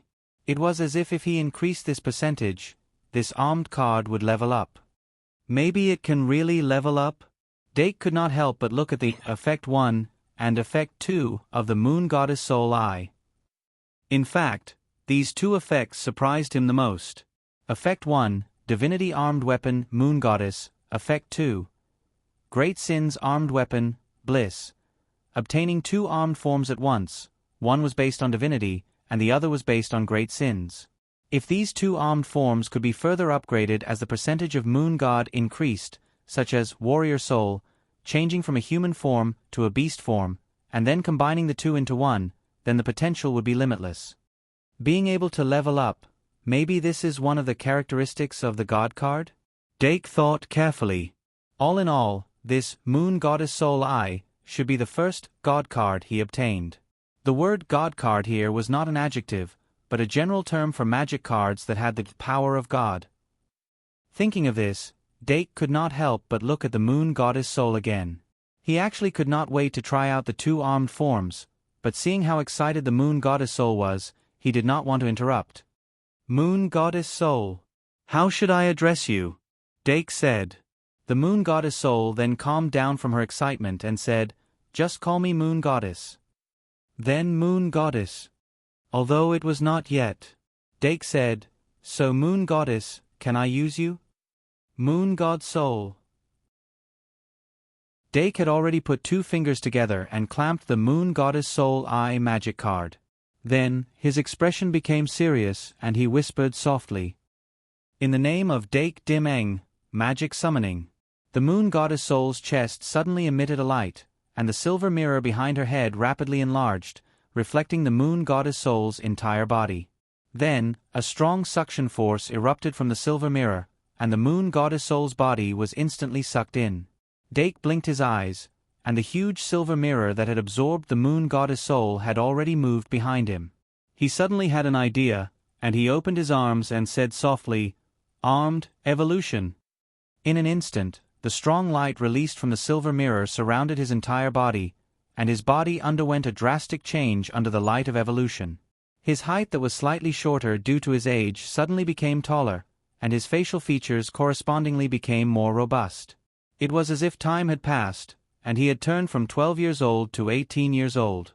His entire temperament had changed because of this. And around his body, pieces of silver armor that were separated from the Moon Goddess armor appeared one by one, and they were tightly attached to his skin, emitting a cold touch. Although Dake had seen many people dressed, this was the first time he had officially dressed, and the experience was really good. The armed evolution had not ended, and he could already feel that his body's strength had increased tremendously. If he were to arm wrestle with Deanna now, he should not lose, right? Of course, this was not something to be too happy about. In short, the godly personality armament, Moon Goddess's attire should be the same type as the armed evolution of the warrior soul. It allowed him to evolve from a human into a digital beast. When the evolution was completed, he had transformed into a tall moon goddess. 2 in 1 4,000 plus. Chapter 434. The silver-white light armor wrapped around the slender body, showing the perfect outline of the torso. The cylindrical sensors around the ears and the curve of the chin formed a V-shape. The purple mask covered the upper half of the face, revealing only the thin lips and delicate chin. After the silver mirror was equipped, it had turned into a heart-protecting mirror with mysterious runes engraved on it. Dake raised his head slightly, and an extremely light feeling swept through his body as his toes left the ground. So this is the armed evolution? The feeling of power jumping all over his body made him worry that if he got used to this feeling, he would not be able to adapt to the sluggishness of his body. After a while, he calmed down and felt the changes in the Moon God's soul eye. After using the God's personality armament, Moon God, this armed card seemed to have transformed into an inner substance similar to a magic elf card. Dake's current form was presented in the form of a magic elf card.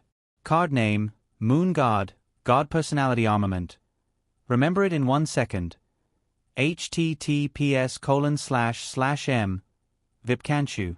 VIP, type, elf card, level, race, fantasy god seed, attribute, dark, magic power, 3000, attack, 3000, defense, 3000, ultimate skills, God's personality armament, Moon God Mirror, Moon Palace, Lunar Eclipse, only 4 sure kill moves? Dark's eyes narrowed slightly. He was a little puzzled by the feedback he received. The gold card has 4 ultimate skills. I thought the God's card on the gold card would have more than 4 ultimate skills. It seems that the so-called God's card is not in the same system as the white, blue, purple, orange, and gold cards.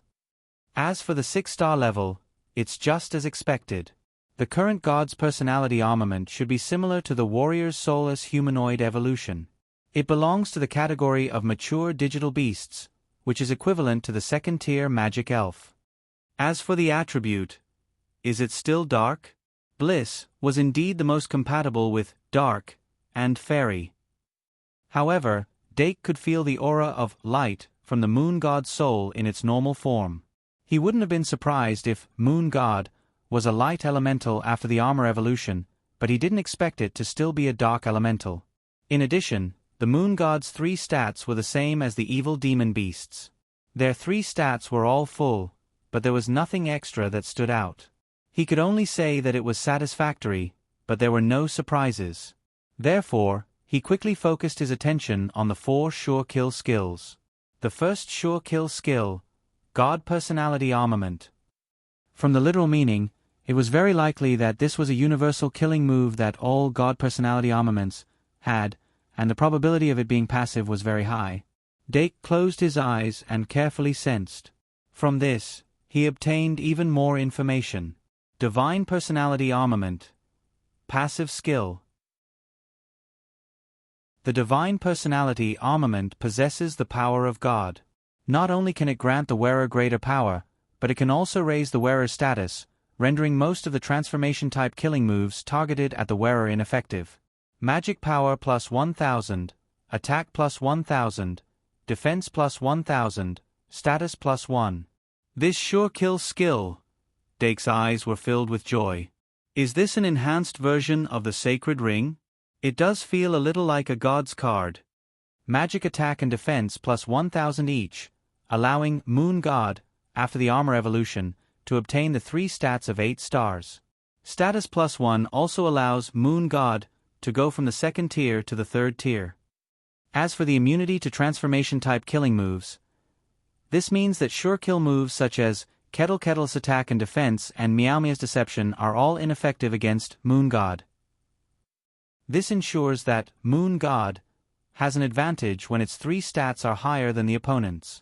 In fact, this effect might be the core of God Personality Armament. Dake quickly digested this part of the information and immediately understood the second sure kill skill, Moon God Mirror.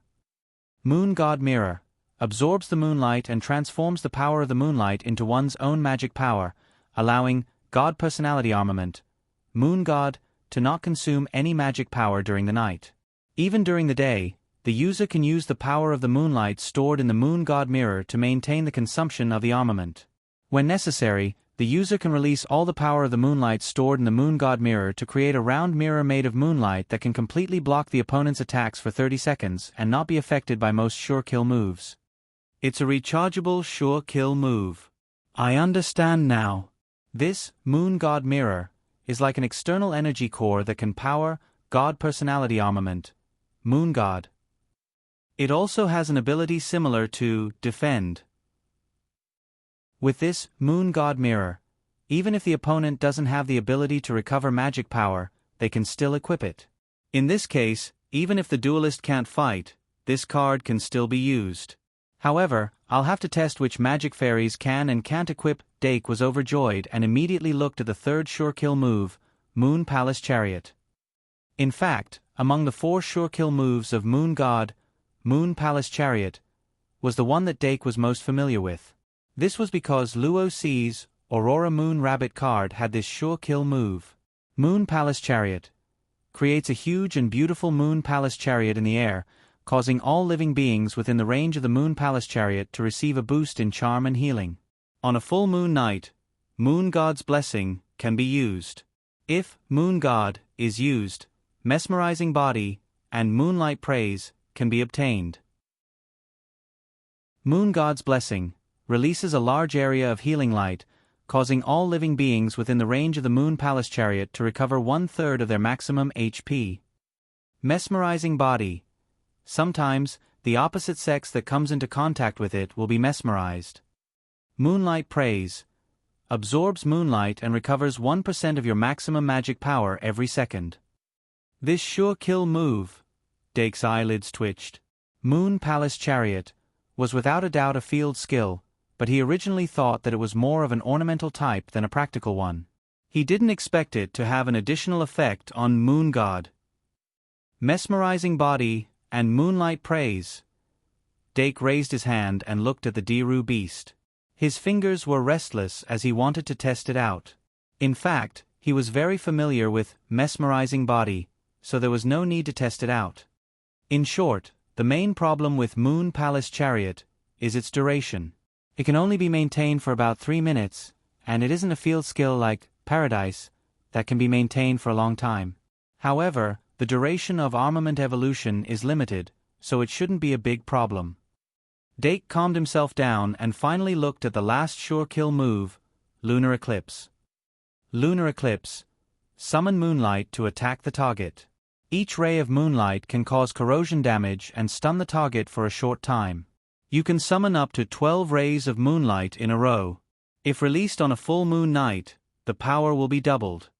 As the last of the 4 sure kill moves, Lunar Eclipse was an extremely powerful sure kill move. According to Dake's understanding, it was equivalent to 12 rays of moon force that could stun the target for a short time. Others might not be able to use this sure kill move well, but if it was used by Fairy Ibu, it would be like an extension of her arm. Dake thought for a moment, then suddenly raised his hand and pointed. A ray of moonlight suddenly shot down and bombarded the ground. The ray of moonlight was very thick, like a pillar of light. After it hit the ground, it surged outwards like a flood. Just the visual effect was shocking. Dake raised his hand again, and a ray of light streaked across the sky. A beautiful moon palace appeared in the sky like a mirage. The moon palace was majestic and beautiful. Looking up, one couldn't help but be mesmerized. Dake didn't move at all. Just by bathing in the moonlight of the Moon Palace Chariot, he could feel the mana he used to release the sure kill move quickly recovering. That feeling of being filled up in an instant was really irresistible. Although a 1% recovery rate seems small, with 3,000 points of mana, 1% per second is 30 points per second. I can fully recover 3,000 points in 100 seconds. Dake moved his arms and legs, then with a tap of his toes, he floated up into the sky without any stagnation, and walked in the air. This levitation ability wasn't recorded as a sure kill move, but it still couldn't be underestimated. He immediately took a step and ran in the air. The moonlight enveloped his body, making him as light as a swallow and fast as lightning. His dynamic vision also improved, and all kinds of reactions were at his fingertips. Originally, Armament Transformation already improved his abilities, but Armament Evolution went one step further. He didn't have to worry about not being able to control it. 15 minutes later, Dake sensed that armament evolution was about to reach the point, and only then did he descend. He then raised his hand slightly, and the magic card Moon God's Soul Eye appeared in his hand. Instantly, a large amount of light overflowed from his body, and then all of it was collected into the magic card. Dake landed lightly under the cover of the remaining moonlight. As expected, he felt his body sink and was slightly uncomfortable. That's about it. This Moon God's Armor's cooldown should be about 60 minutes after it's activated. I still need about 45 minutes before I can try out the other armor form. Dake smiled at the magic elves that had unknowingly gathered around him, and then began to clean up the remnants of the experiment. After about 10 minutes, he had put everything into his backpack, leaving only a set of test tubes and a thinking bottle. At this time, the thinking bottle and test tubes were already filled with the Moon God's version of Bliss. If they were properly stored, it would be 2 Bliss 3 Moon. Now, he was very confident that by mixing in his own Bliss, he could indeed improve Bliss 3 Moon. However, his Bliss index was only at 80 points, which was far from the standard line that could be extracted. Therefore, he couldn't really try it out for the time being. Then I'll save it first. After making up his mind, Dake put the test tubes and the thinking bottle into his backpack, and prepared to stay in the temple for another half an hour. He would leave the secret passage after testing Great Sin Armament, Bliss. But just as he sat down and was about to rest, he suddenly heard the sound of something shattering. He looked up and saw that the surface of the hollowed-out moon goddess statue had an extremely long crack. Then, more small cracks appeared around it, and a rumbling sound came from inside the statue. Dake's expression changed, and he quickly retreated.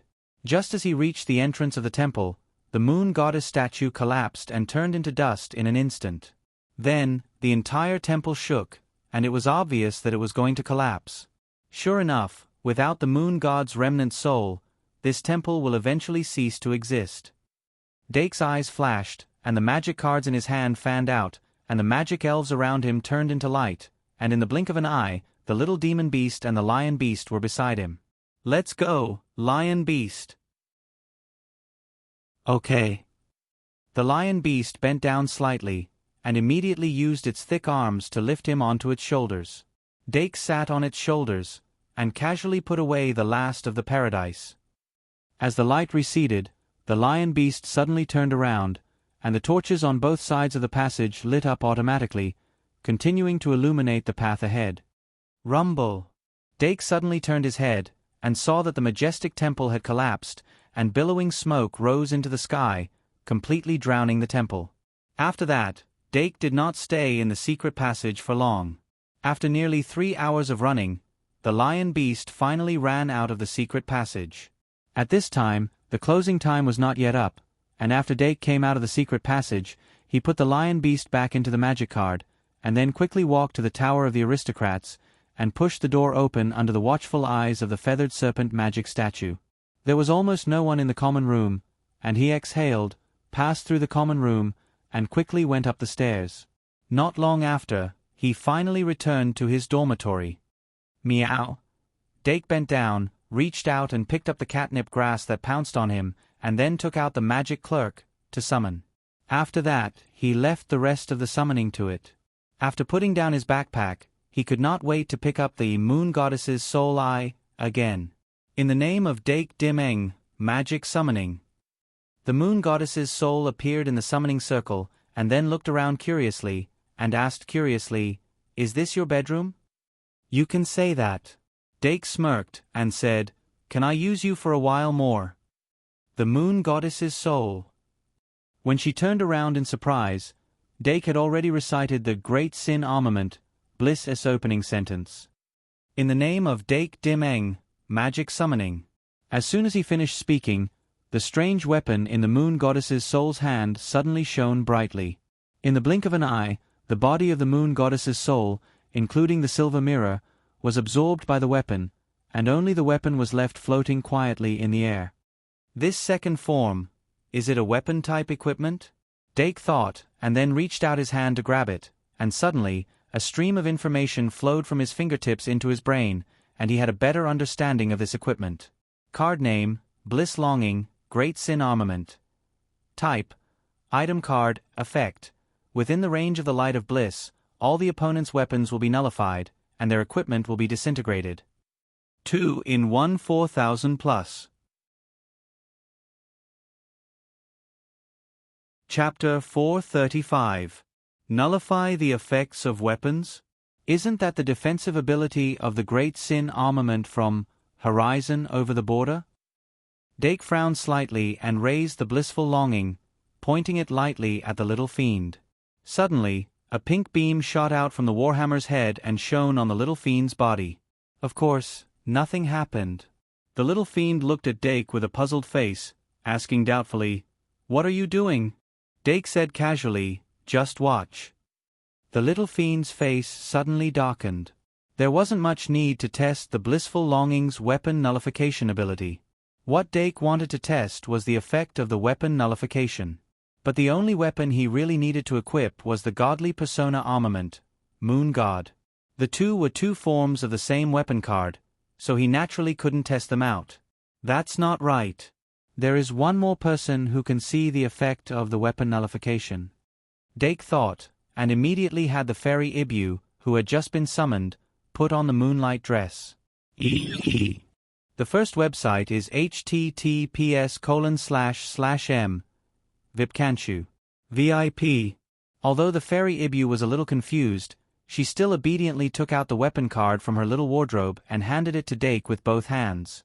Dake immediately used the usual summoning to activate the moonlight dress.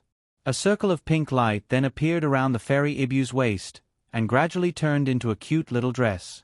The fairy Ibu stood up like a person, tiptoeing in a circle, and the little dress emitted a mesmerizing brilliance, making her even more adorable.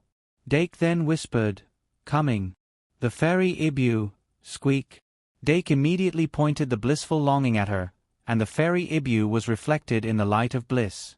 The moonlight dress on her body then nullified, turning into magical starlight, and burrowing back into the magic card.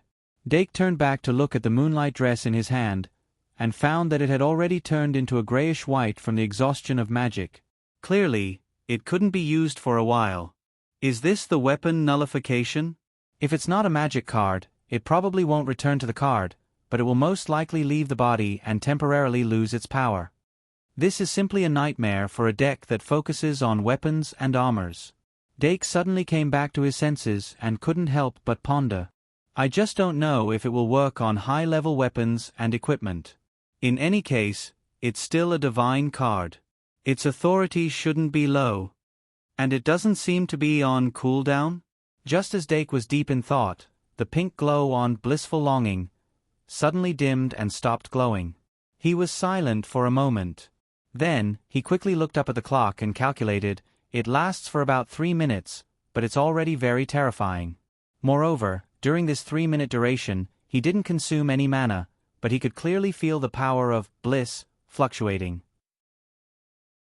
This may limit the number of people who can use this card. Dake's gaze shifted slightly as an idea formed in his mind.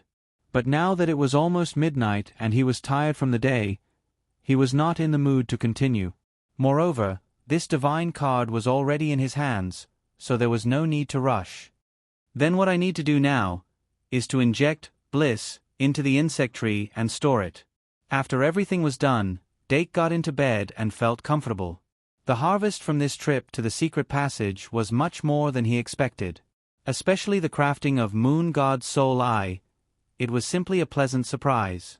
Now that he had Moon God's Soul Eye in hand, Flower Card also had a source.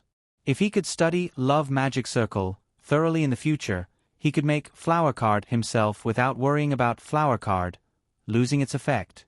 In particular, the 2 armors of Moon God's Soul Eye didn't require the wearer's mana consumption. Divine Personality Armament, Moon Goddess Armament Evolution had its own energy core, while Great Sin Armament, Bliss, consumed soul energy. Therefore, it could be worn by the enchanted fairy.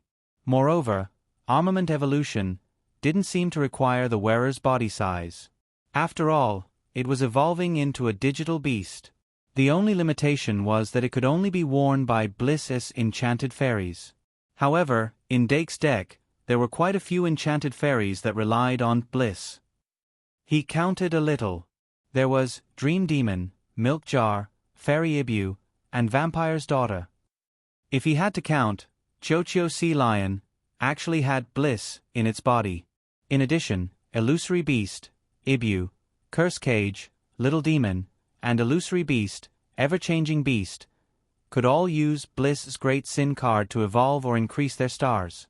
In short, this Moon God Soul Eye card was very versatile. The next day, Monday, after a day of classes, Dake immediately rushed back to the dormitory and chose Enchanted Fairy to experiment with armament evolution. Let's start with Chocho Sea Lion. After careful consideration, he waved his hand at Chocho Sea Lion. Momo. Chocho Sea Lion's eyes lit up and quickly jumped out of the air cushion pool. Before the water droplets that were brought out by it scattered, they gathered into a huge water ball in the blink of an eye and were placed on top of its head. Among Dake's enchanted fairies, even the trashiest slime had a chance to shine. On the other hand, this basic 2-star enchanted fairy was becoming more and more inconspicuous, which made it secretly depressed. Especially after Greed 3 was refined, it had nothing to do with it, which made it secretly sad for a long time.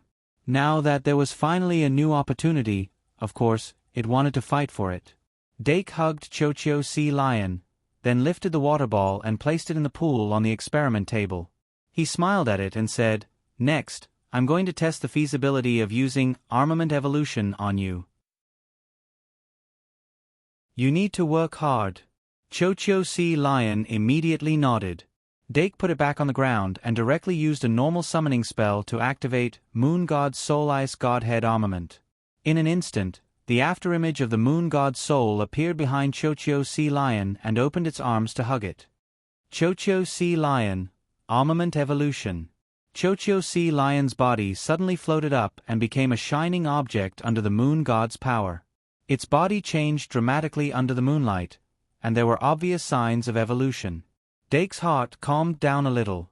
Chocho Sea Lion's Armament Evolution experiment was the most important because when Dake refined it, he only used 2 Fruit of Bliss's remaining roots, and Bliss 3 was not enough to make it evolve completely.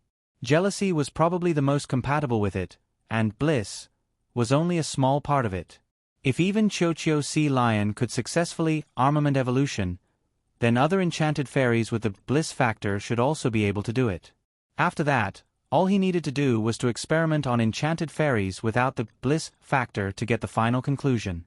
In just a moment of thinking, Chocho Sea Lion's armament evolution was completed.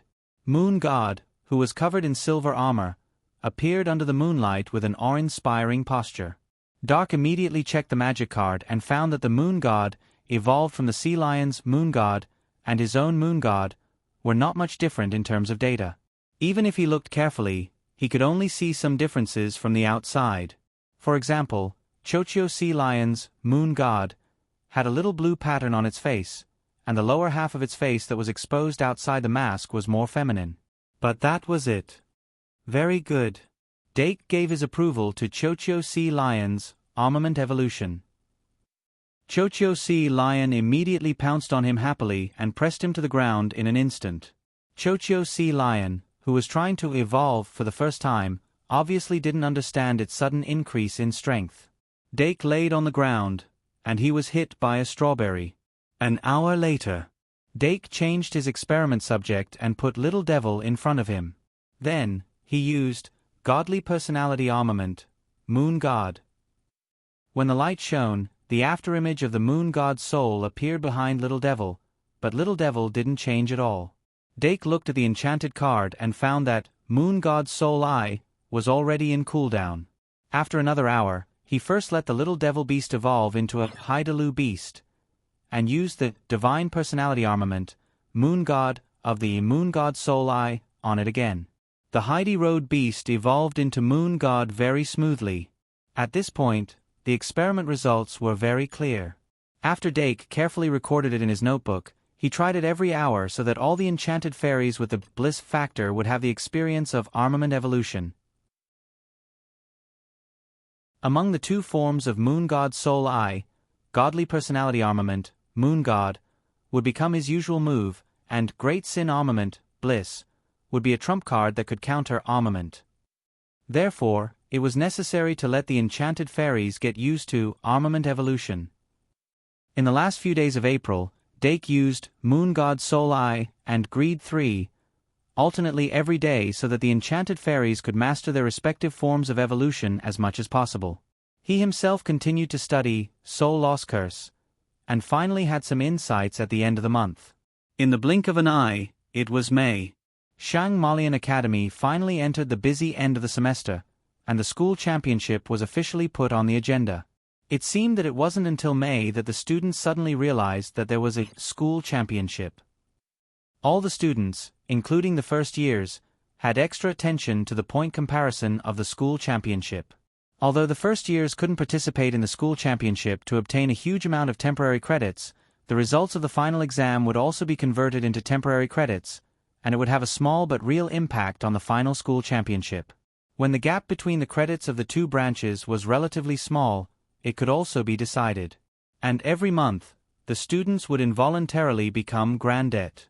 Some people could use their credits to make money and get more credits, but some people couldn't. Therefore, what they could do was to save as much as possible until the end of the month.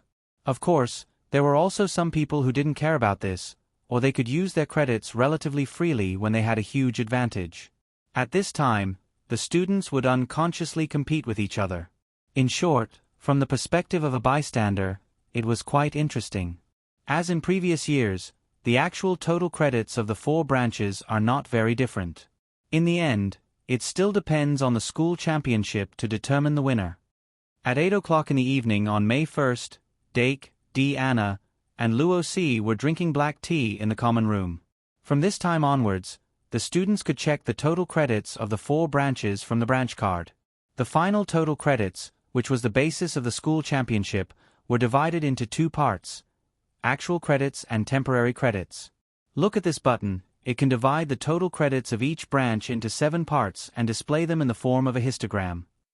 When D. Anna waved the branch card, her eyes suddenly lit up, and she pointed to the card and said. Dake leaned over to take a look, and also transformed the total credits into a histogram. The total credits of each branch were divided into 7 pillars, which were the actual credits of the 1st to 6th grades and the temporary credits of the entire branch. Because the school championship had not yet begun, the temporary credits were temporarily 0. The actual credit pillars of the other 6 grades were roughly arranged from lowest to highest. The 1st grade had the lowest credit pillar, and the 5th grade had the highest credit pillar. In contrast, the actual credits of the 1st grade were indeed negligible. This was very consistent with the lack of ways to obtain credits for the 1st grade. As for the 6th grade's credit pillar, it was slightly higher than the 2nd and 3rd grades. This was mostly because the 6th grade was about to graduate, so they had to convert all their credits into resources and make full use of them. Of course, these were the results of comparison. In fact, the actual total credits of each branch was not too much. After all, the expenses of the students in the school were also very high. Whether it was studying, living, or research, they all needed to consume a lot of credits. Therefore, the final school championship often depended on the temporary credits to determine the final winner. The temporary credits were divided into 2 parts. One was the temporary credits converted from the final exam scores, and the other was the temporary credits obtained from the school championship. The former was calculated according to the total score of each grade in the branch divided by the number of students in each grade x 1,000. Although the total amount was not low, around 100,000, the score difference between the branches was usually not that big. The latter school championship was generally divided into 2 parts, which were the dungeon adventure and the duel competition. Tens of thousands of temporary credits could be obtained from both. It's a pity that the 1st grade can't participate, Dake said with some regret. When he had just obtained the new card, he was really eager to try it out. Especially the duel competition, it made him excited just thinking about it. Unfortunately, no matter how much he hoped, he could only be a spectator in the 1st grade. I wonder how the research on Senior Pan Duola's fusion factor is going? Maybe I can see her fusion sprite in the school championship? Dake's thoughts moved slightly, and he was somewhat looking forward to it. The dungeon adventure was a team competition, but the duel competition was an individual competition. With Senior's temperament, she should only represent the 4th grade magic engineering department in the duel competition. However, as a member of the aristocrat house, it was not good to cheer her on. After Dake drank the black tea, he said good night to the two people. He still had experiments to do tonight. 2 in 14/100 plus.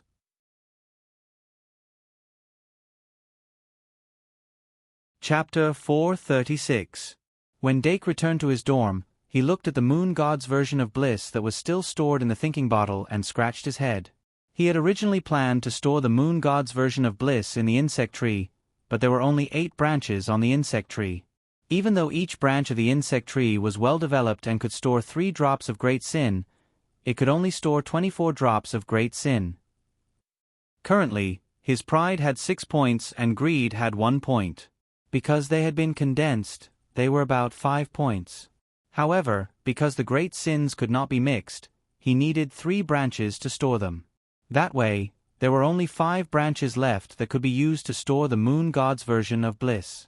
In other words, he could only store 15 drops of the moon god's version of bliss.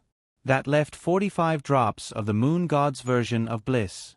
In order to store the 45 drops of the moon god's version of bliss, Dake borrowed another thinking bottle from Professor Zaire when he returned the set of test tubes. However, the moon god's version of bliss in these 2 thinking bottles had reached its limit. If he did not use it soon, he was afraid that there would be none left. That was why he planned to make the best use of it tonight. Remember the website, VIP Kanshu. VIP. Under normal circumstances, the moon god's version of bliss would have a problem of losing control. Therefore, a little bit of Dake's own bliss was needed to assist in the control. After all, bliss and bliss came from the same source, so it was not easy for there to be a conflict. However, the current situation was that only the moon god's version of bliss was left in Dake's hands. Moreover, his own index of bliss was only 80 points, so he could not use the dragonfly skimming the water method to draw it. If there was no other way, he could only try to mix in other great sins. However, before that, he needed to do an experiment on the beginner-level soul loss curse. System, expand the index. Dake ordered. A moment later, 7 indicators appeared in his field of vision. Pride, 95 envy, 39 fury, 82 sloth, 69 greed, 95 gluttony, 73 bliss, 80 compared to the beginning of the previous month. Great sins had dropped a lot, especially bliss, which had dropped to 80 points and could not be used at all. As for pride and greed, they remained at the standard line of 95 points. Similarly, they couldn't be drawn using the dragonfly skimming the water method. Fortunately, there was a breakthrough in the beginner level, soul loss curse. Otherwise, he would have to seek the growth of great sins. I wonder if I can lower the safe absorption threshold to 80 points this time? If I can, I don't have to take the risk. I just have to think of a way to increase bliss by 1 or 2 points and that will be enough. Anyway, let's give it a try first. Little demon beast. Dake called out to the little fiend. Coming, coming. The little demonic beast immediately jumped down from above and stood on the table, shaking its little butt. Dake said softly, "This time, we will test the safety of the soulless curse." Soulless curse? The little demon beast squinted its eyes and thought for a while. Finally, it remembered the beginner-level, soulless curse, experiment. Then, it patted its belly with its wings and looked up. Touch the big one. Dake couldn't help but smile. He immediately used a simple spell to cast the soulless curse. About a minute later, he raised his magic pen and pointed it between the little demon beast's eyebrows. Soulless curse. A beam of light instantly shot out. After the little demon beast was hit, it was slightly dazed, but it still stood there perfectly fine.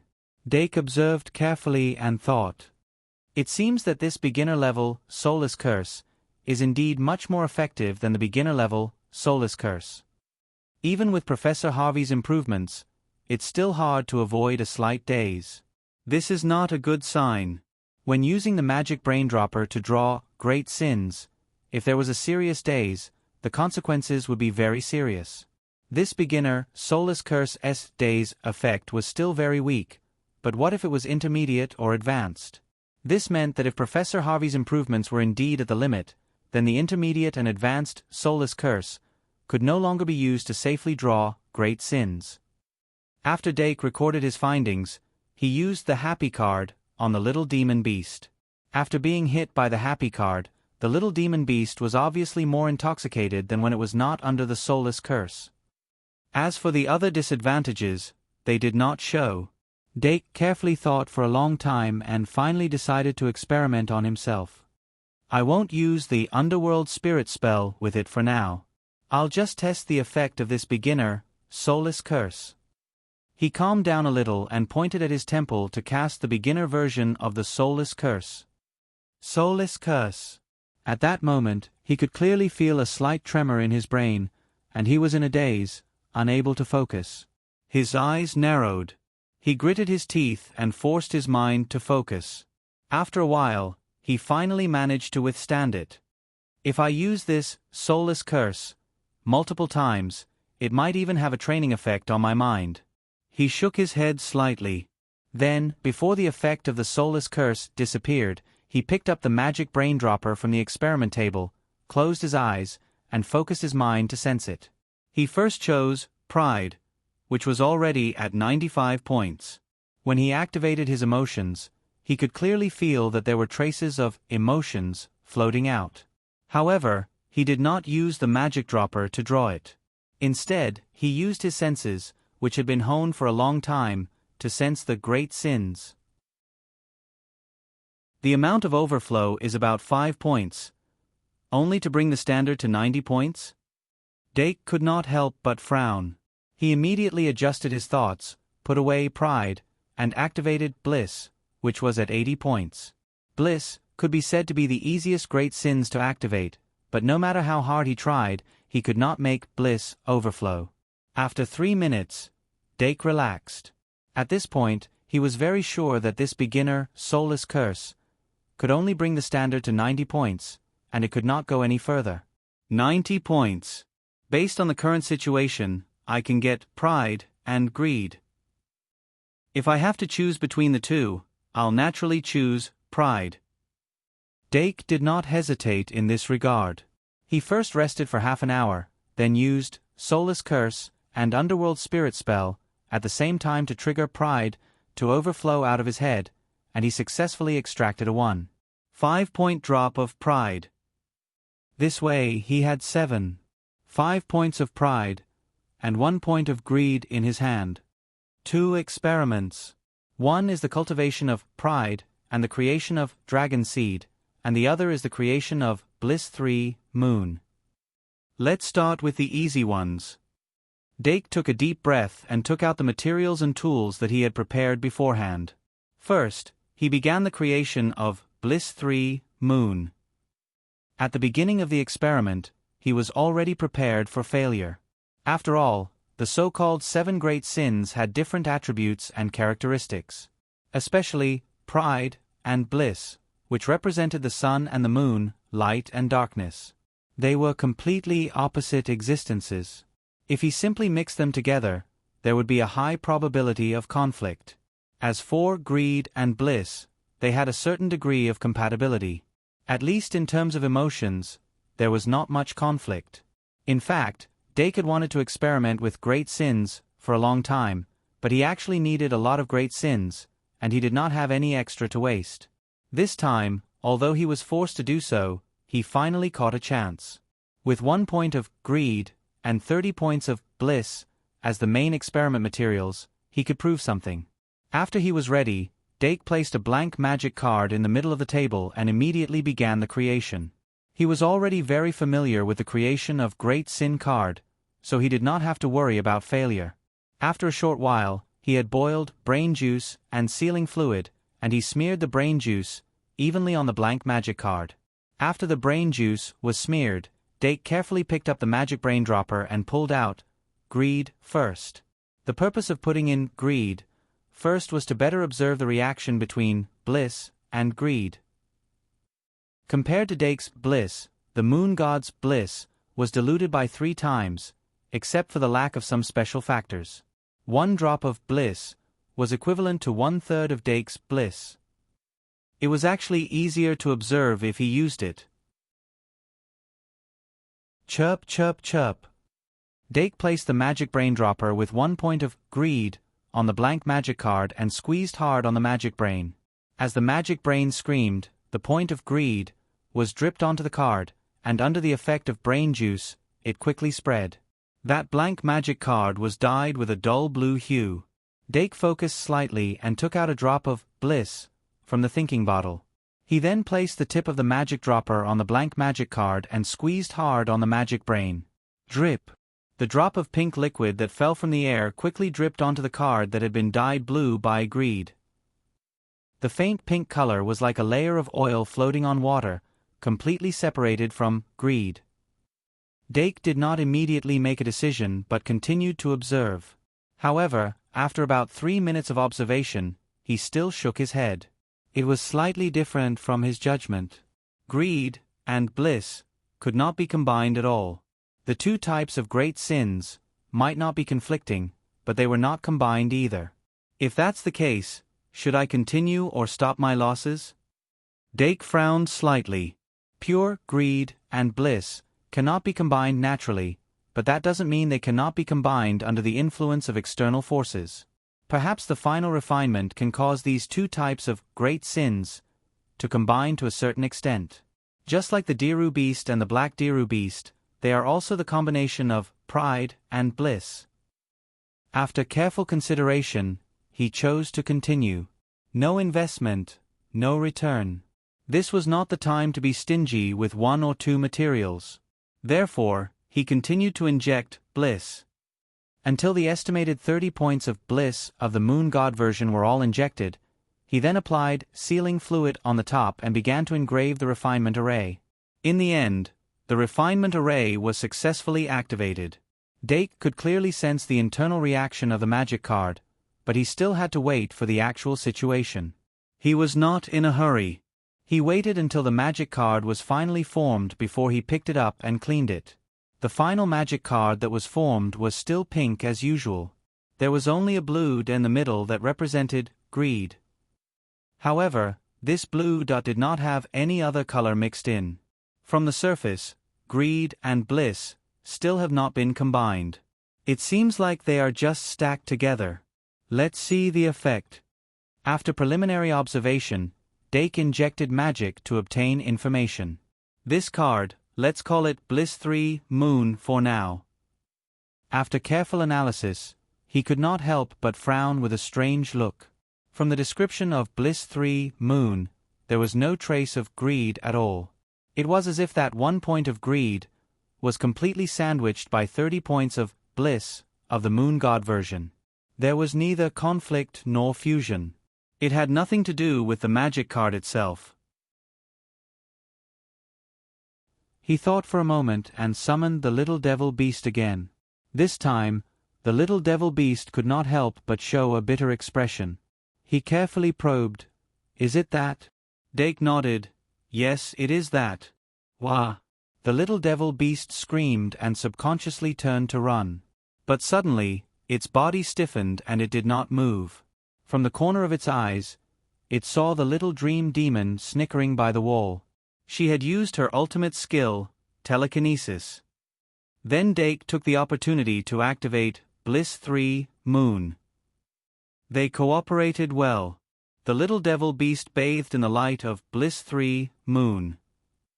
Its body changed dramatically and in the blink of an eye, it broke free from the dream demon's superpower. After successfully evolving into a Heidi Road beast, its eyes turned into the shape of a pig.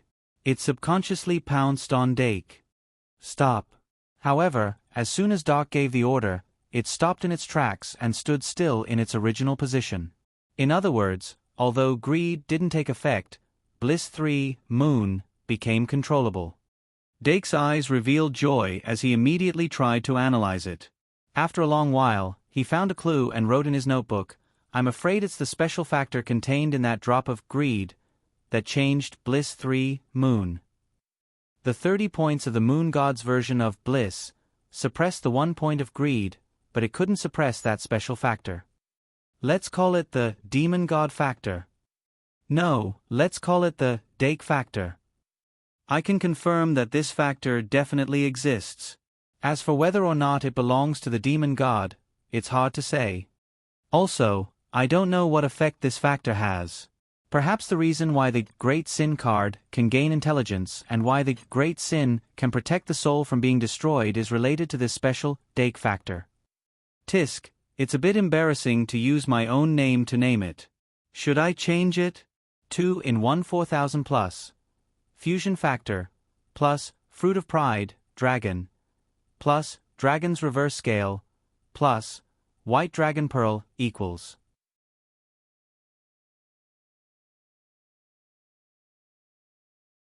Chapter 437. Of course, it was pointless to dwell on the name.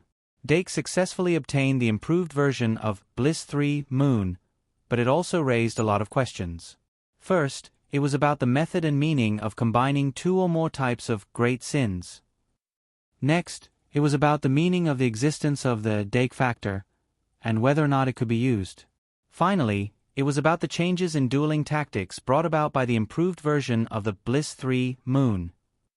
Of course, the last one was the least important, but it was the closest one. It's already 11 o'clock? After concluding the experiment, Dake looked up at the clock on the wall. He estimated that he was a little tired and didn't have enough time, so he decided to leave the experiment for tomorrow. The next day was Wednesday, so he planned to continue the experiment on Wednesday afternoon. But before that, he washed the dragon grass and fed it 3 points of pride, causing a fresh green sprout to grow on top of its head. Even though feeding the cat grass with 7 points of great sins would allow him to obtain a fruit of great sins smoothly, every time Dark did it, he felt like he was pulling up the seedling to help it grow. Remember this. https://m Vipkanchu. VIP. So as long as he had time, he would give the fruit some time to grow. There was no class on Wednesday afternoon, so he had plenty of time.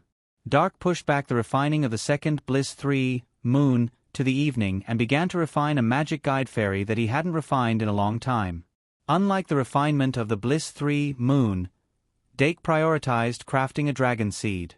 The materials he planned to use this time were all extremely rare and hard to come by. Among them, the dragon's reverse scale was the most precious and had an extraordinary meaning. Therefore, while he was extremely enthusiastic, he was also extremely cautious. At the beginning of the experiment, he first listed the refinement formula in his notebook. Fusion factor, plus Fruit of Pride, Dragon, plus Dragon's Reverse Scale, plus White Dragon Pearl equals. Among the 4 materials, Dake was only unclear about the Dragon's Reverse Scale. As for the other 3 materials, he knew more about them. However, in this set of equations, the Dragon's Reverse Scale was actually the core. Hence, he couldn't estimate what grade of magic conducting fairy he would be able to refine this time. He could only look forward to it. Anyway, feed the remaining pride to the dragon grass first. Dark put down his pen, got up and walked to the side of the dragon grass. He pinched its armpits and hugged it in his arms. The dragon grass subconsciously shrank into his arms. After being raised for so long, this dragon grass was still a little timid. It only had passion for narrow and dark environments. Dake carried it to the balcony and opened the guardrail of the worm tree so that it could suck on the worm branches. The dragon grass, which had tasted pride for the first time last night, couldn't help but suck greedily at the moment. When it had finished sucking on one branch, Dark used the magic brain dropper to separate a little of the remaining pride and injected it back into the branch that had been sucked dry, allowing it to continue sucking. The flower of pride that was gradually blooming on top of its head emitted a faint light. Inside the flower of pride, the lower part of the stamen's ovary was rapidly expanding. The ovule was born and grew, gradually developing into a fruit. The beautiful dark golden petals were withering at a speed visible to the naked eye. When the dragon grass raised its head in satisfaction, all the petals had withered into powder. There was only a round fruit and a stem left on top of its head. Dake carefully plucked the fiery red fruit, then cut off the stem and stored it carefully. Until now, Dake had stored several stems of the fruit of great sin. When the time came, they could be used as supplementary materials. He smiled and called for Kettle Pot. He put the round fruit of pride into its cave and ordered it to start brewing. By the time the fruit of pride had turned into a fruit juice, all the ingredients were ready. This time, he used the dragon seed, light attribute, refining method. Although there was some randomness, he had more or less done some guidance. Dake calmed himself down and carefully began the experiment. Almost an hour later, he injected mana to activate the first refining formation. First, he threw in supplementary materials, saliva, and other catalysts into the refining formation. Then, he slowly poured the juice of the pride into it. The interior of the first refining formation formed a dark golden nebula with traces of fiery red. The fiery red was gradually drawn into the center and gathered into a blazing sun. Around the nebula, there was blue flowing like water. That was the symbol of the water attribute. Dake looked at the dragon's reverse scale and the white dragon pearl that had been processed. He chose to put the white dragon pearl into the refining formation first. As the white dragon pearl was placed into the refining formation, the light attribute of the pride was gradually drawn out. He injected mana and continued to stir, guiding more of the light attribute out. The nebula in the refining formation gradually turned from dark golden to a blazing white color. When all the attributes had shifted to the light attribute, Dake put the dragon's reverse scale in. His expression became more and more serious, and his control of mana became more and more precise. That piece of reverse scale that was floating in the nebula was gradually being refined. The light of the refining formation suddenly shone brightly. It's done. Dake's heart skipped a beat, and he immediately adjusted the output of his mana. When the light of the refining formation reached its peak, it suddenly converged. The entire refining formation shrank into the card surface. The surface of the card flashed from time to time, and the frequency was getting faster and faster. Dake observed the changes of the magic card seriously. About 2 minutes later, some black substance suddenly overflowed from the surface of the card and suddenly increased. It was like a pool of mud that completely covered the surface of the card. After another 2 minutes, the reaction of the magic card finally stopped. Dake used a tool to remove the mud and saw the light cocoon hidden within. Looks like it went well. Dake couldn't help but breathe a sigh of relief. He then took a mercury knife and carefully cut open the light cocoon from top to bottom. Almost at that moment, a holy aura suddenly erupted. White light poured out from the gap like a flood, illuminating the entire bedroom. Dake took a deep breath and raised his hand. The magic elves' gazes followed the white light, and all of them looked over. Another light elemental magic guide fairy? The Diru beast walked over with small steps, frowning slightly. Dake nodded. It should be. I hope it's a dragon that can be ridden. In fact, when he saw Claire riding a dragon and leaving before Christmas, he had kept a thought. After all, who didn't want to ride a dragon? When the white light disappeared, Dake used a pair of tweezers to pick up the magic card that was covered with black stains. He then rinsed it in the sink. As the surface of the magic card was gradually exposed to the air, a faint golden halo was emitted. It's actually a gold card? Looks like the quality of that dragon scale is indeed not low. Then the probability of refining a high-star dragon species is even higher. Dake's eyes lit up, and he immediately took the cleaned magic card in front of him. The first thing he noticed was the stars on the card surface, a total of 6 stars. But there's only 6 stars? Although 6 stars was the highest star in the second tier, it was only the second tier after all. Dake originally thought that this time it was possible to refine a third-tier magic card. If it was a blue-eyed white dragon, it might even be 8 stars. In other words, if it was 6 stars, it couldn't be a blue-eyed white dragon. Dake's gaze couldn't help but move down and look at the magic elf on the card surface. This caused his slightly dimmed eyes to light up again. Although the magic elf on the card surface wasn't a blue-eyed white dragon, it was very similar to the one in his impression. They were both silver dragons with blue eyes. The difference between the dragon species in front of him and the blue-eyed white dragon was that it was abnormally young. Yes, this was a young dragon. A 6-star young dragon. Dake observed carefully. The more he looked, the more he felt that its appearance was very similar to the blue-eyed white dragon. He had some guesses in his heart, and then he immediately injected magic into the magic card and obtained information from it. Card name, Blue-Eyed Young Dragon. Type, Elf card. Level, Race, Dragon species. Attribute, Light. Magic power, 2500. Attack, 3000. Defense, 2500. Ultimate skill, Dragon Egg Transformation, Call of the Young Dragon, Dragon's Reverse Scale, Light Morning Hall, Blue-Eyed Young Dragon? It can't be a young blue-eyed white dragon, right? Dake rubbed the corner of his eyes. Then he looked at the attack and defense of the blue-eyed young dragon, which were the classic 3000 points and 2500 points respectively. He couldn't help but let out a knowing smile. 6-star dragon species. Light attack type. Although it's a young dragon, it has the exact same attack and defense as the blue-eyed white dragon in Yu-Gi-Oh! Let me see its ultimate skill. Dake first looked at the ultimate skill that interested him the most, Dragon Egg Transformation. He had a feeling that this ultimate skill that he had never heard of might be the essence of this blue-eyed young dragon. Dragon Egg Transformation. Return to the beginning. The blue-eyed young dragon can retract the essence of its whole body and transform back into a dragon egg, and then return to its original state. Transform back into a dragon egg and return to its original state? Is this an ultimate skill that's equivalent to the Phoenix's nirvana? Dake couldn't help but think. A ultimate skill that could return to its original state, no matter how he looked at it, was a very good skill. However, he could also imagine that this ultimate skill would have an extremely long cooldown. Perhaps it was the same as the Moon Palace Chariot, which was an ultimate skill that had a cooldown of 24 hours. But that's not for sure. It depends on how long it takes for it to hatch after it turns into a dragon egg, and how strong the dragon egg's defense is. If it can be easily destroyed when it's in its egg state, then it won't work.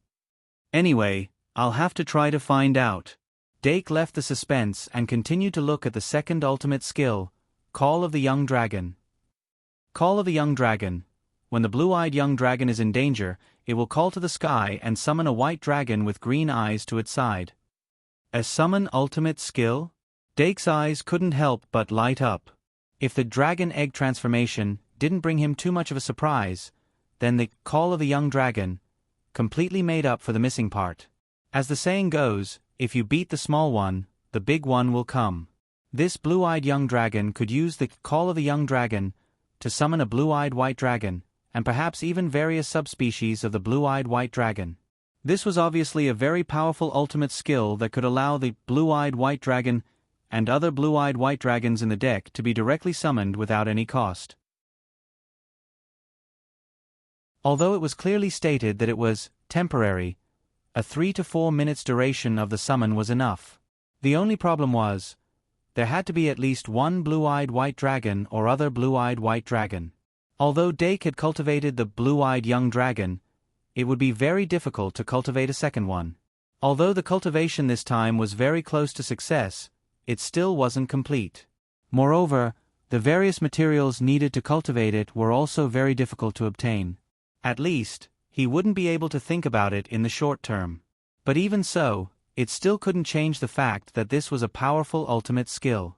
If Dake could cultivate more than one blue-eyed white dragon one day, he could use this blue-eyed young dragon as the core to build a blue-eyed card set. He immediately looked at the third ultimate skill, Dragon's Reverse Scale. Dragon's Reverse Scale. The blue-eyed young dragon shatters its reverse scale and enters a state of rage. Its attack will be greatly increased by 50% to 100%, but it will enter a state of confusion. Lasts for 3 minutes. A classic berserk ultimate skill at the cost of losing one's rationality. The only advantage is that its attack power is increased by quite a bit. Dake shook his head slightly. He didn't like this kind of ultimate skill that would cause the magic elf to be unable to differentiate between friend and foe. Fortunately, it had a duration, so it was still manageable in this aspect. Next is the last ultimate skill. He immediately looked at the last ultimate skill, Hall of Light. Hall of Light. The blue-eyed young dragon offers a prayer and summons the Hall of Light. The light magic elf that dies in the Hall of Light will be reborn in the form of a spirit. The Hall of Light will last for 3 minutes.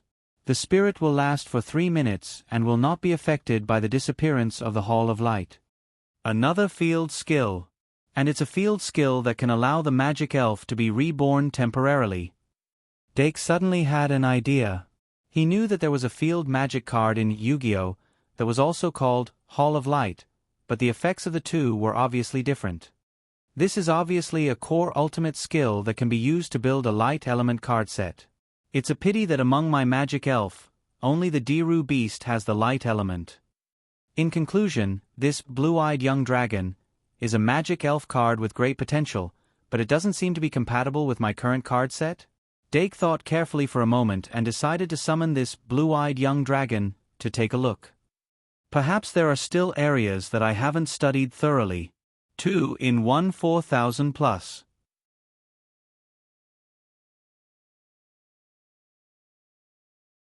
Chapter 438. To summon a 6-star magic guide spirit, Dake would need close to an hour with his current speed if he were to use a normal summoning spell, and he couldn't stop. Therefore, he could only use a sacrificial summoning spell. However, with the Greedy Slime 2, even a sacrificial summoning would be more convenient. Let's give it a try. Dake immediately took out Greedy Slime 3, then walked in front of the trash slime, picked it up and said, "I'll leave the rest to you." Gulyul. The trash slime rubbed against his hand, showing a trace of happiness. Dake then used a normal summoning spell and quickly activated Greedy Slime 3. The trash slime instantly evolved into Greedy Slime 2 in the light. Looking at the huge slime in front of him, Dake ordered, "Use Divide Works." Pew! The Greedy Slime 2 lightly shook its body, and from its body, 3 Greedy Slime eye split out. First website. https://m. Vipkanchu. VIP. These 3 Greedy Slime eye clearly lacked intelligence, and were generally clumsier than a magic guide spirit with intelligence level 2. 0. However, the meaning of their existence was to become a sacrifice, so it didn't matter if they were intelligent or not. Dake immediately began to summon. There are 3 2-star magic guide spirits, using these 3 Greedy Slime eye as a sacrificial summoning, Young Green-Eyed Dragon. Instantly, these 3 Greedy Slime eye turned into light and gathered with the white light that shot out from the Young Green-Eyed Dragon card, quickly weaving into a huge sacrificial summoning circle. And that young green-eyed dragon was conjured from this sacrificial summoning circle. It was also at this time that Dake suddenly realized that the so-called young dragon was only for the group of dragons. This young green-eyed dragon, that was just born not long ago, was nearly 3 meters tall, even taller than a lion beast. Although its appearance gave people a feeling of roundness, and its big green eyes were quite cute, but its mountain-like body still gave people a heavy sense of oppression when standing in front of it. As a refined product of the fruit of pride, this young blue-eyed dragon had already gained intelligence even without the use of the Great Sin card. However, it was slightly different from the Diru beast, which was also the incarnation of pride. It didn't seem to be as cold. Dake thought for a moment and stretched out his hand. The young green-eyed dragon obediently lifted one of its claws and gently placed it on his palm. Of course, due to the difference in size between the 2 palms, Dake's entire hand was covered. However, the young green-eyed dragon obviously did not exert any strength. It only widened its eyes after lifting its claws, and kept staring at Dake, as if trying its best to remember his appearance. Perhaps its arrogance is more hidden in its heart. Dake scratched the palm of the young green-eyed dragon, then retracted his hand and said softly, "Let's try Dragon Egg Transformation first."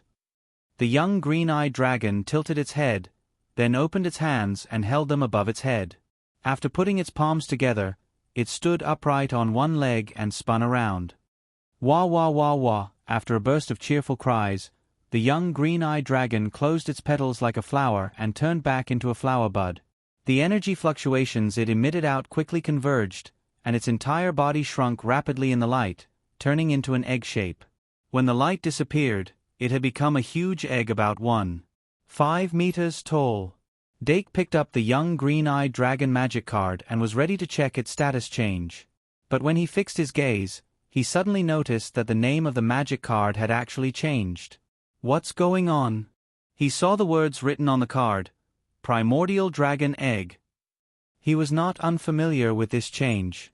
After the magic elves evolved, after the single scabbard transformed into a weapon form, their magic card would also change its name. Moreover, the attributes, ultimate skills and other information would also change accordingly. Could it be? Dake raised his eyebrows and suddenly noticed that after this magic card became Primordial Dragon Egg, it actually changed from 6 stars to 3 stars. This kind of reduction in star level. Of course, it was not a bad thing. 6-star magic elves needed to be sacrificed to quickly summon, but there was no need for this at all for 3 stars. From the second tier to the first tier, it meant that this Primordial Dragon Egg could be directly summoned using ordinary summoning spells. If after summoning, it could smoothly hatch into a young green-eyed dragon, then it could be used as a special summoning method. In addition, this Primordial Dragon Egg and young green-eyed dragon might have different ultimate skills. Dake immediately injected magic to check it out. As expected, the feedback from the magic card was indeed different. Card name, Primordial Dragon Egg, type, Elven card, level, ****, race, dragon, attribute, light, magic power, 1500, attack, 0, defense, 1500, ultimate skill, hatch. There's actually only one ultimate skill? And it's only hatch? The surprise from just now suddenly disappeared, and Dake's eyebrows gradually deepened. This Primordial Dragon Egg was nothing special in terms of its 3 attributes. A 3-star max MP and defense could only be said to be passable, and a 0-point attack was more or less within expectations. But this sure-kill skill actually only had 1 hatch. From the name, this hatch seemed to be an ultimate skill that could hatch the Primordial Dragon Egg into a young green-eyed dragon. In order to understand the time needed for this hatch, Dake further injected magic to further understand. But immediately, the wrinkles between his eyebrows suddenly relaxed, and he could not hide the joy on his face. Unexpectedly, this incubation was a sure-kill skill with extremely deep meaning. Hatch. The Primordial Dragon Egg has unlimited possibilities before hatching. Currently unlocked conventional hatching route, Young Green-Eyed Dragon. Hatching Route 1. As long as enough magic is injected, the Primordial Dragon Egg can be hatched into a young green-eyed dragon. This means that the egg is the main body? It seems that my previous feeling was not wrong. Dake suddenly woke up, and then suddenly had an idea. He took out a Pride 3 card from his card pack, and summoned it on the spot. In the name of Dake Dim Eng, Magic Summoning. At that moment, a dark golden light erupted from the Pride 3 card surface, illuminating the field of vision. The dragon egg that was reflected in the light of the Pride reflected a bright golden light. A huge Pride emblem quietly emerged from the eggshell, and the surrounding light was absorbed by this Pride emblem, and was injected into the dragon egg.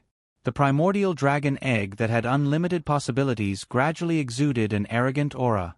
Dake's expression was focused as he carefully observed the changes in the dragon egg. As the light of Pride 3 faded, the dragon egg's eggshell finally cracked open, and a young green-eyed dragon with dark golden stripes on its body hatched from within. Dake immediately checked the magic card, and found that this magic card had changed from Primordial Dragon Egg to Sin? Young Green-Eyed Dragon. This Sin? Young Green-Eyed Dragon was obviously a subspecies of the young green-eyed dragon. Other than the dark golden stripes on its body and the Pride emblem on the inner side of its wings, it was exactly the same as the young green-eyed dragon. And its race, attributes, and 3 measurements were exactly the same as well. Card name: Sin, Young Green-Eyed Dragon. Type: Elven card. Level: Race: Dragon. Attribute: Light, Magic. 2500. Attack: 3000. Defense: 2500. Ultimate skill: Dragon Egg Transformation, Call of a Young Dragon, Dragon's Reverse Scale, World of Sin. 4 ultimate skills. Only the last one is different from the ultimate skill of the Young Green-Eyed Dragon. The original Light Morning Hall has become World of Sin. But since it is a Sin Dragon that was hatched using Pride 3, then World of Sin should be a venue card related to great sins. Doc once again poured his mana in, trying to obtain more information about this sure kill skill. Sin World. Sin. The Young Green-Eyed Dragon can summon the descent of the Sin World. When a magic elf with the power of Original Sin dies in the Sin World, the remaining power of Original Sin will be absorbed by the Sin World. It can be used as a sacrifice to summon a magic elf with the same power of Original Sin as the dead magic elf. World of Sin lasts for 3 minutes. A special type of venue card. If I use World of Sin in battle, I can ignore the sacrifice rules and continuously summon magic elves that meet the requirements. Without a doubt, this is a more suitable venue card for me than Light Morning Hall. Dake gradually understood. This World of Sin should be the same as Call of the Young Dragon. It is a type that can directly summon magic elves from the deck. However, magic elves like Curse Cage, Little Evil Beast, and Fantasy Beast, Ibu, that have nothing to do with great sins in the initial state shouldn't be able to use this mechanism to summon them. No matter what, this is indeed a killer move that can be used as the core of a duel. However, it's best to have multiple magic elf cards with the same power of Original Sin to complement it. Dark reached out his hand and touched the scales of the Sin Green-Eyed Baby Dragon. While he had some understanding of it, he also had a clearer understanding of the Egg Incubation Sure Kill skill of the Original Dragon Egg Magic card. Young Green-Eyed Dragon and Sin. Young Green-Eyed Dragon can be seen as the lower forms of Young Green-Eyed White Dragon and Sin. Young Green-Eyed White Dragon. Since a Original Dragon Egg has unlimited possibilities, then as long as I find the incubation formula, I should be able to unlock the Young Green-Eyed White Dragon and Sin. Young Green-Eyed White Dragon, and even more Young Green-Eyed subspecies incubation routes. Among them, Young Green-Eyed Dragon belongs to the conventional incubation route. It only needs to be injected with enough magic to hatch it. Based on this, its higher form, Young Green-Eyed White Dragon, should need to be injected with a higher quality of magic to hatch it. And Sin. Young Green-Eyed Dragon was hatched using Pride 3. Then its higher form, Sin. Young Green-Eyed White Dragon should need Pride or Pride to hatch it. Among them, Pride is more likely. Other than that, I can also try other Great Sins cards to see if I can unlock new incubation routes.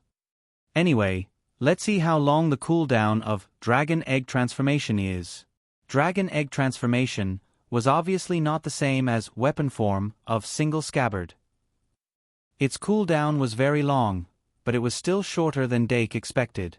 It was only about an hour.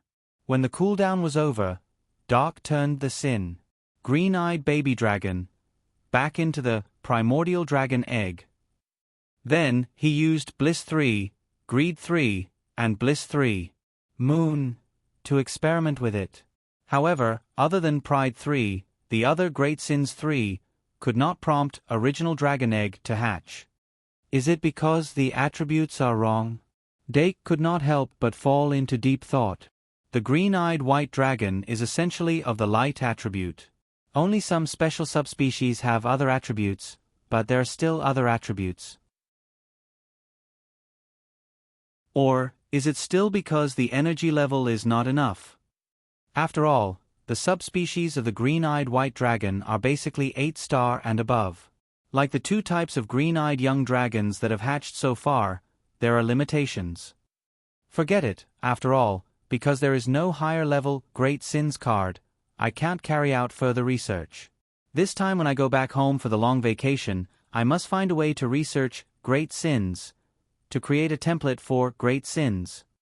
Dake could only temporarily put down his research when he could not come to a conclusion after thinking for a long time. When he came back to his senses, the time was already close to 5 o'clock. I'm already so late in a daze? Dake could not help but pat his cheeks as he started to tidy up the experiment table. The magic elf card that he had refined this afternoon might not be that strong in terms of practicality at the moment, but there was no doubt that it had greatly expanded his card set system. He could only say that the future is promising. Moreover, from an experimental point of view, the primordial dragon egg had another special meaning. Through various experiments, various green-eyed subspecies could be hatched, and then these green-eyed subspecies could be used as the basis for research. From there, more magic elf cards of green-eyed subspecies could be refined. This could be said to be a kind of chicken comes first, egg comes later train of thought. If he could go through this train of thought, sooner or later, he would be able to construct a powerful, green-eyed card set. By then, he might even be able to compete with Panduola for the title of White Dragon King. Therefore, overall, Dake was still very satisfied. He recorded the experiment this time and prepared to come back at night to refine the next Bliss 3 month. As for the green-eyed young dragon that had just been refined, it could only continue to stay in the magic card. On the first Wednesday of the last month of the first year, Professor Midya moved the teaching equipment that had been prepared in advance into the carriage, preparing to give the cute students some small surprises tonight. The students had already known that there would be a final topic for the astronomy class tonight, so they were all prepared. Before 7 o'clock, they all went up the spiral clock tower one after another to discuss the final topic in the classroom. I heard that starting from the second year, astronomy will be listed as an elective and can be officially taken as an elective. I wonder if Professor Midya will still stay on? Dake said to D. Anna and Luo C. as he stroked Ivan.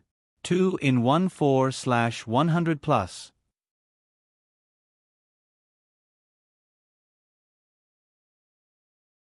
Chapter 439.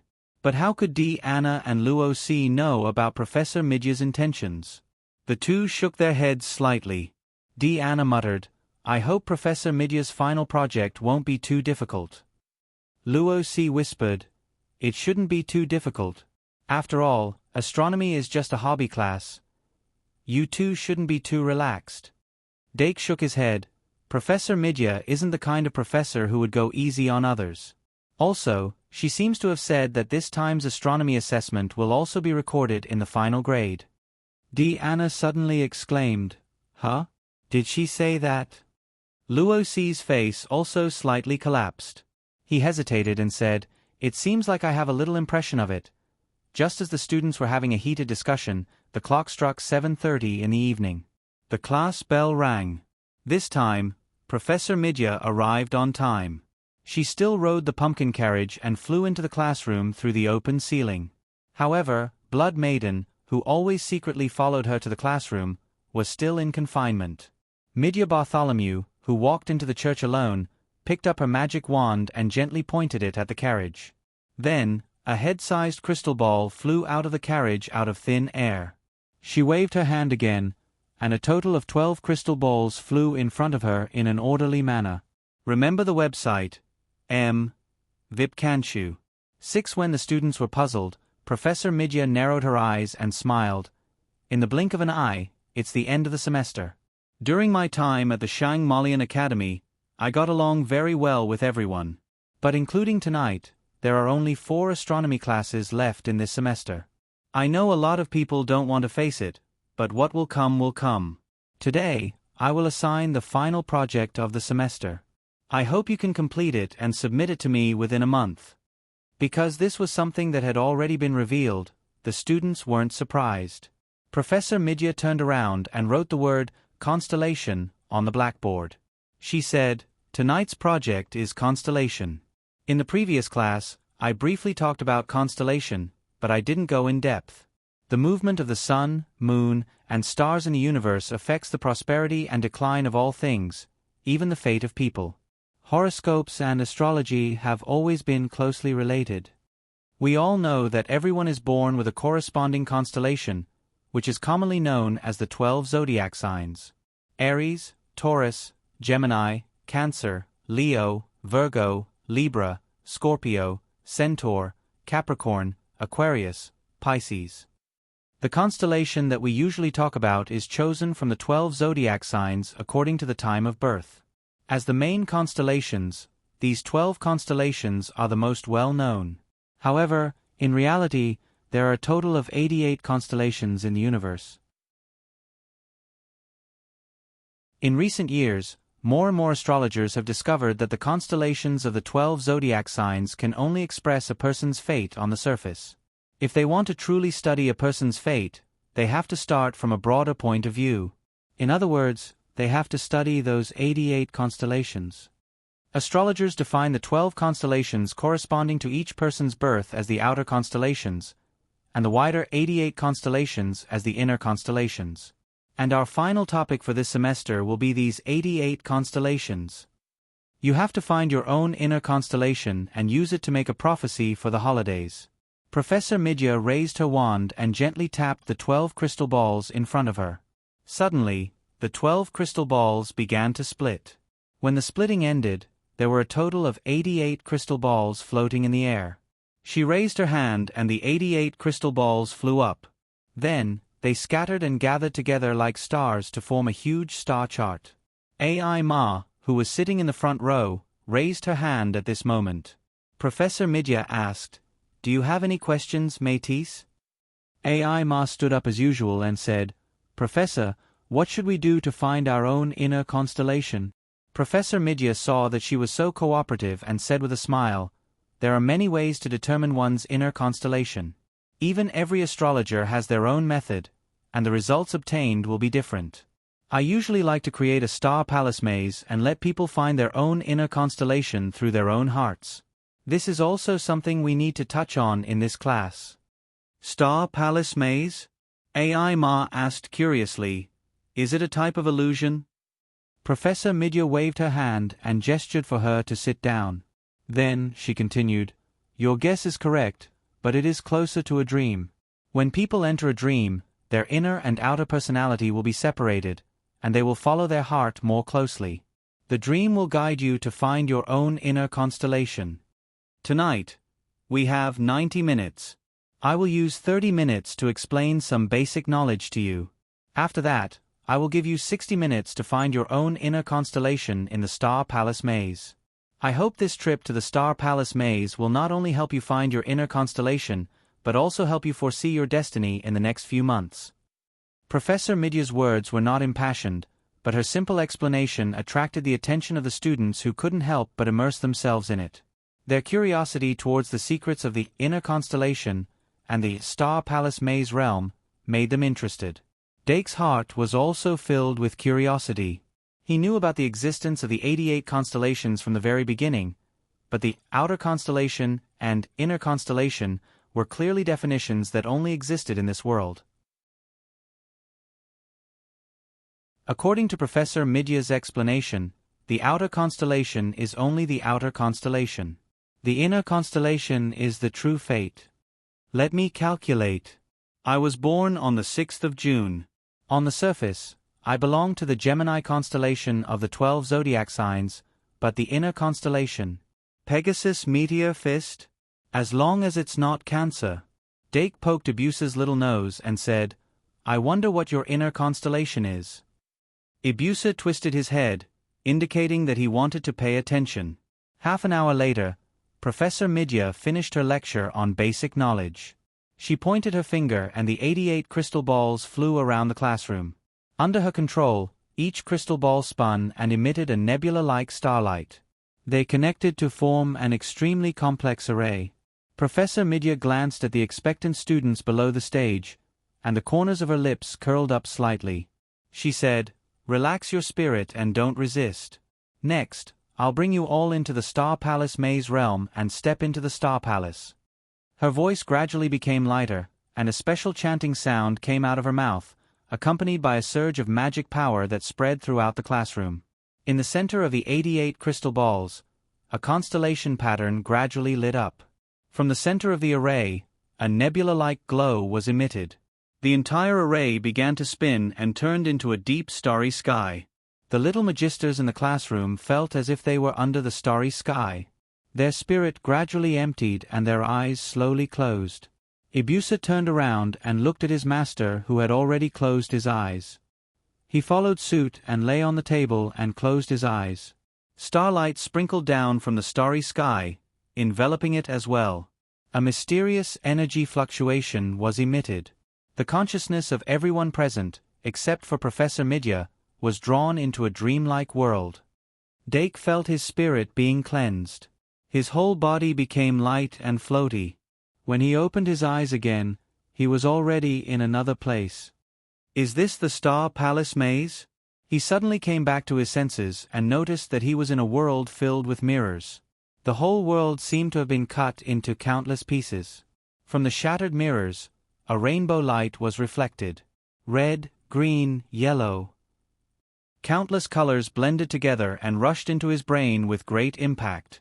Dake spent about half a minute to let his eyes get used to the shattered world and the countless colors. Then, he lowered his head and looked at himself. He discovered that he had turned into a fluffy individual in this world. It can't be, right? This shocking fact didn't make Dake feel frightened. He just couldn't help but have black lines appear on his forehead. He carefully looked at his own hands and feet. Even though he was still standing upright, his arms and legs had become extremely short. His raised palms hid pink and tender pads that made people want to rub their cheeks against them. Did I turn into a cat or a dog? Dake tried to walk 2 steps. He discovered that his 4 limbs were uncoordinated. He walked crookedly and couldn't control himself. He quickly accepted this setting. Then, he found a mirror that could reflect his figure. Finally, he saw his full appearance. The young man in the mirror had turned into a golden-furred short-legged cat. He blinked at the mirror, and his dark green cat eyes glowed. I actually turned into a cat? Professor Midya, who was sitting behind the podium, looked at the cute cat on the table and couldn't help but cover her mouth and laugh. The normal Star Palace maze didn't have a setting that would turn people into small animals. But if it was normal, wouldn't it be boring? Looking at the little magicians who usually acted like little adults turning into cute little animals and running around in the maze was really fun. Professor Midya's gaze turned, and the projection on the table switched to other people. Anna turned into a white bear. Luo Si turned into a pink rabbit. Ai Ma turned into a big-teethed otter. Luo Boat turned into a long-haired dog. White turned into a round-headed deer. Every little magician who entered the Star Palace maze was trying hard to move their short legs. Their swaying appearance was comical and cute. Wait. Suddenly, her eyebrows twitched. She discovered an anomaly. There was a 2 to 3-year-old brown-haired cutie. It was staggering forward in the maze. Little Ivan looked at himself in the mirror. He raised his chubby little hands in front of him and looked at them repeatedly. After a long while, he accepted the fact that he had turned into a human. At the same time that all the humans had turned into small animals, the only small animal that entered the Star Palace maze had turned into a human. It blinked and tried hard to adapt to the feeling of walking upright. Then, with a blank expression, it looked for a path in this illusory world. This journey in the Star Palace maze was only 60 minutes. If it still couldn't find a constellation that belonged to it in these 60 minutes, then it could only rely on its own imagination for the big topic at the end of the semester. Of course, it was impossible to get a high score by doing this. However, astronomy was an interest class in nature. There was no such thing as failing. Next year, there was no need to worry about being forced to make up for it. At most, the score would be lower and it would look worse on paper. If it was Ivan, there was even less to worry about. However, its desire to get a high score was no lower than any other student. As the only magic guiding sprite under Dake's command that could follow him to class, although it didn't say it, it had always been proud of it in its heart. Every Wednesday night's astronomy class was the time that it looked forward to the most. Although learning was very difficult, it was very serious and diligent. And no matter who it was, after putting in more effort than others, of course, they would want to receive an equivalent reward, as well as praise from the people they cared about. Ibuchon thought this way. Apart from that, it also hoped that through this method of showing results, Dake could continue to take astronomy as an elective in his second year. After searching for 5 or 6 minutes in the Star Palace maze, Ivan suddenly stopped in front of a mirror. It had a mysterious feeling that it was attracted to this mirror. It couldn't help but reach out to touch it, and then it was sucked in by the mirror. The world changed. After observing for a long time, Dake Dimming also reached his hand into one of the mirrors. His hand passed through without any resistance, and he immediately understood that every mirror here was a door to another place. He didn't hesitate too much. Shaking his fluffy body, he stepped into the mirror in front of him. After passing through the mirror, the scenery in his field of vision completely changed. Compared to when he first entered, a world with fewer broken mirrors and colors appeared in front of him.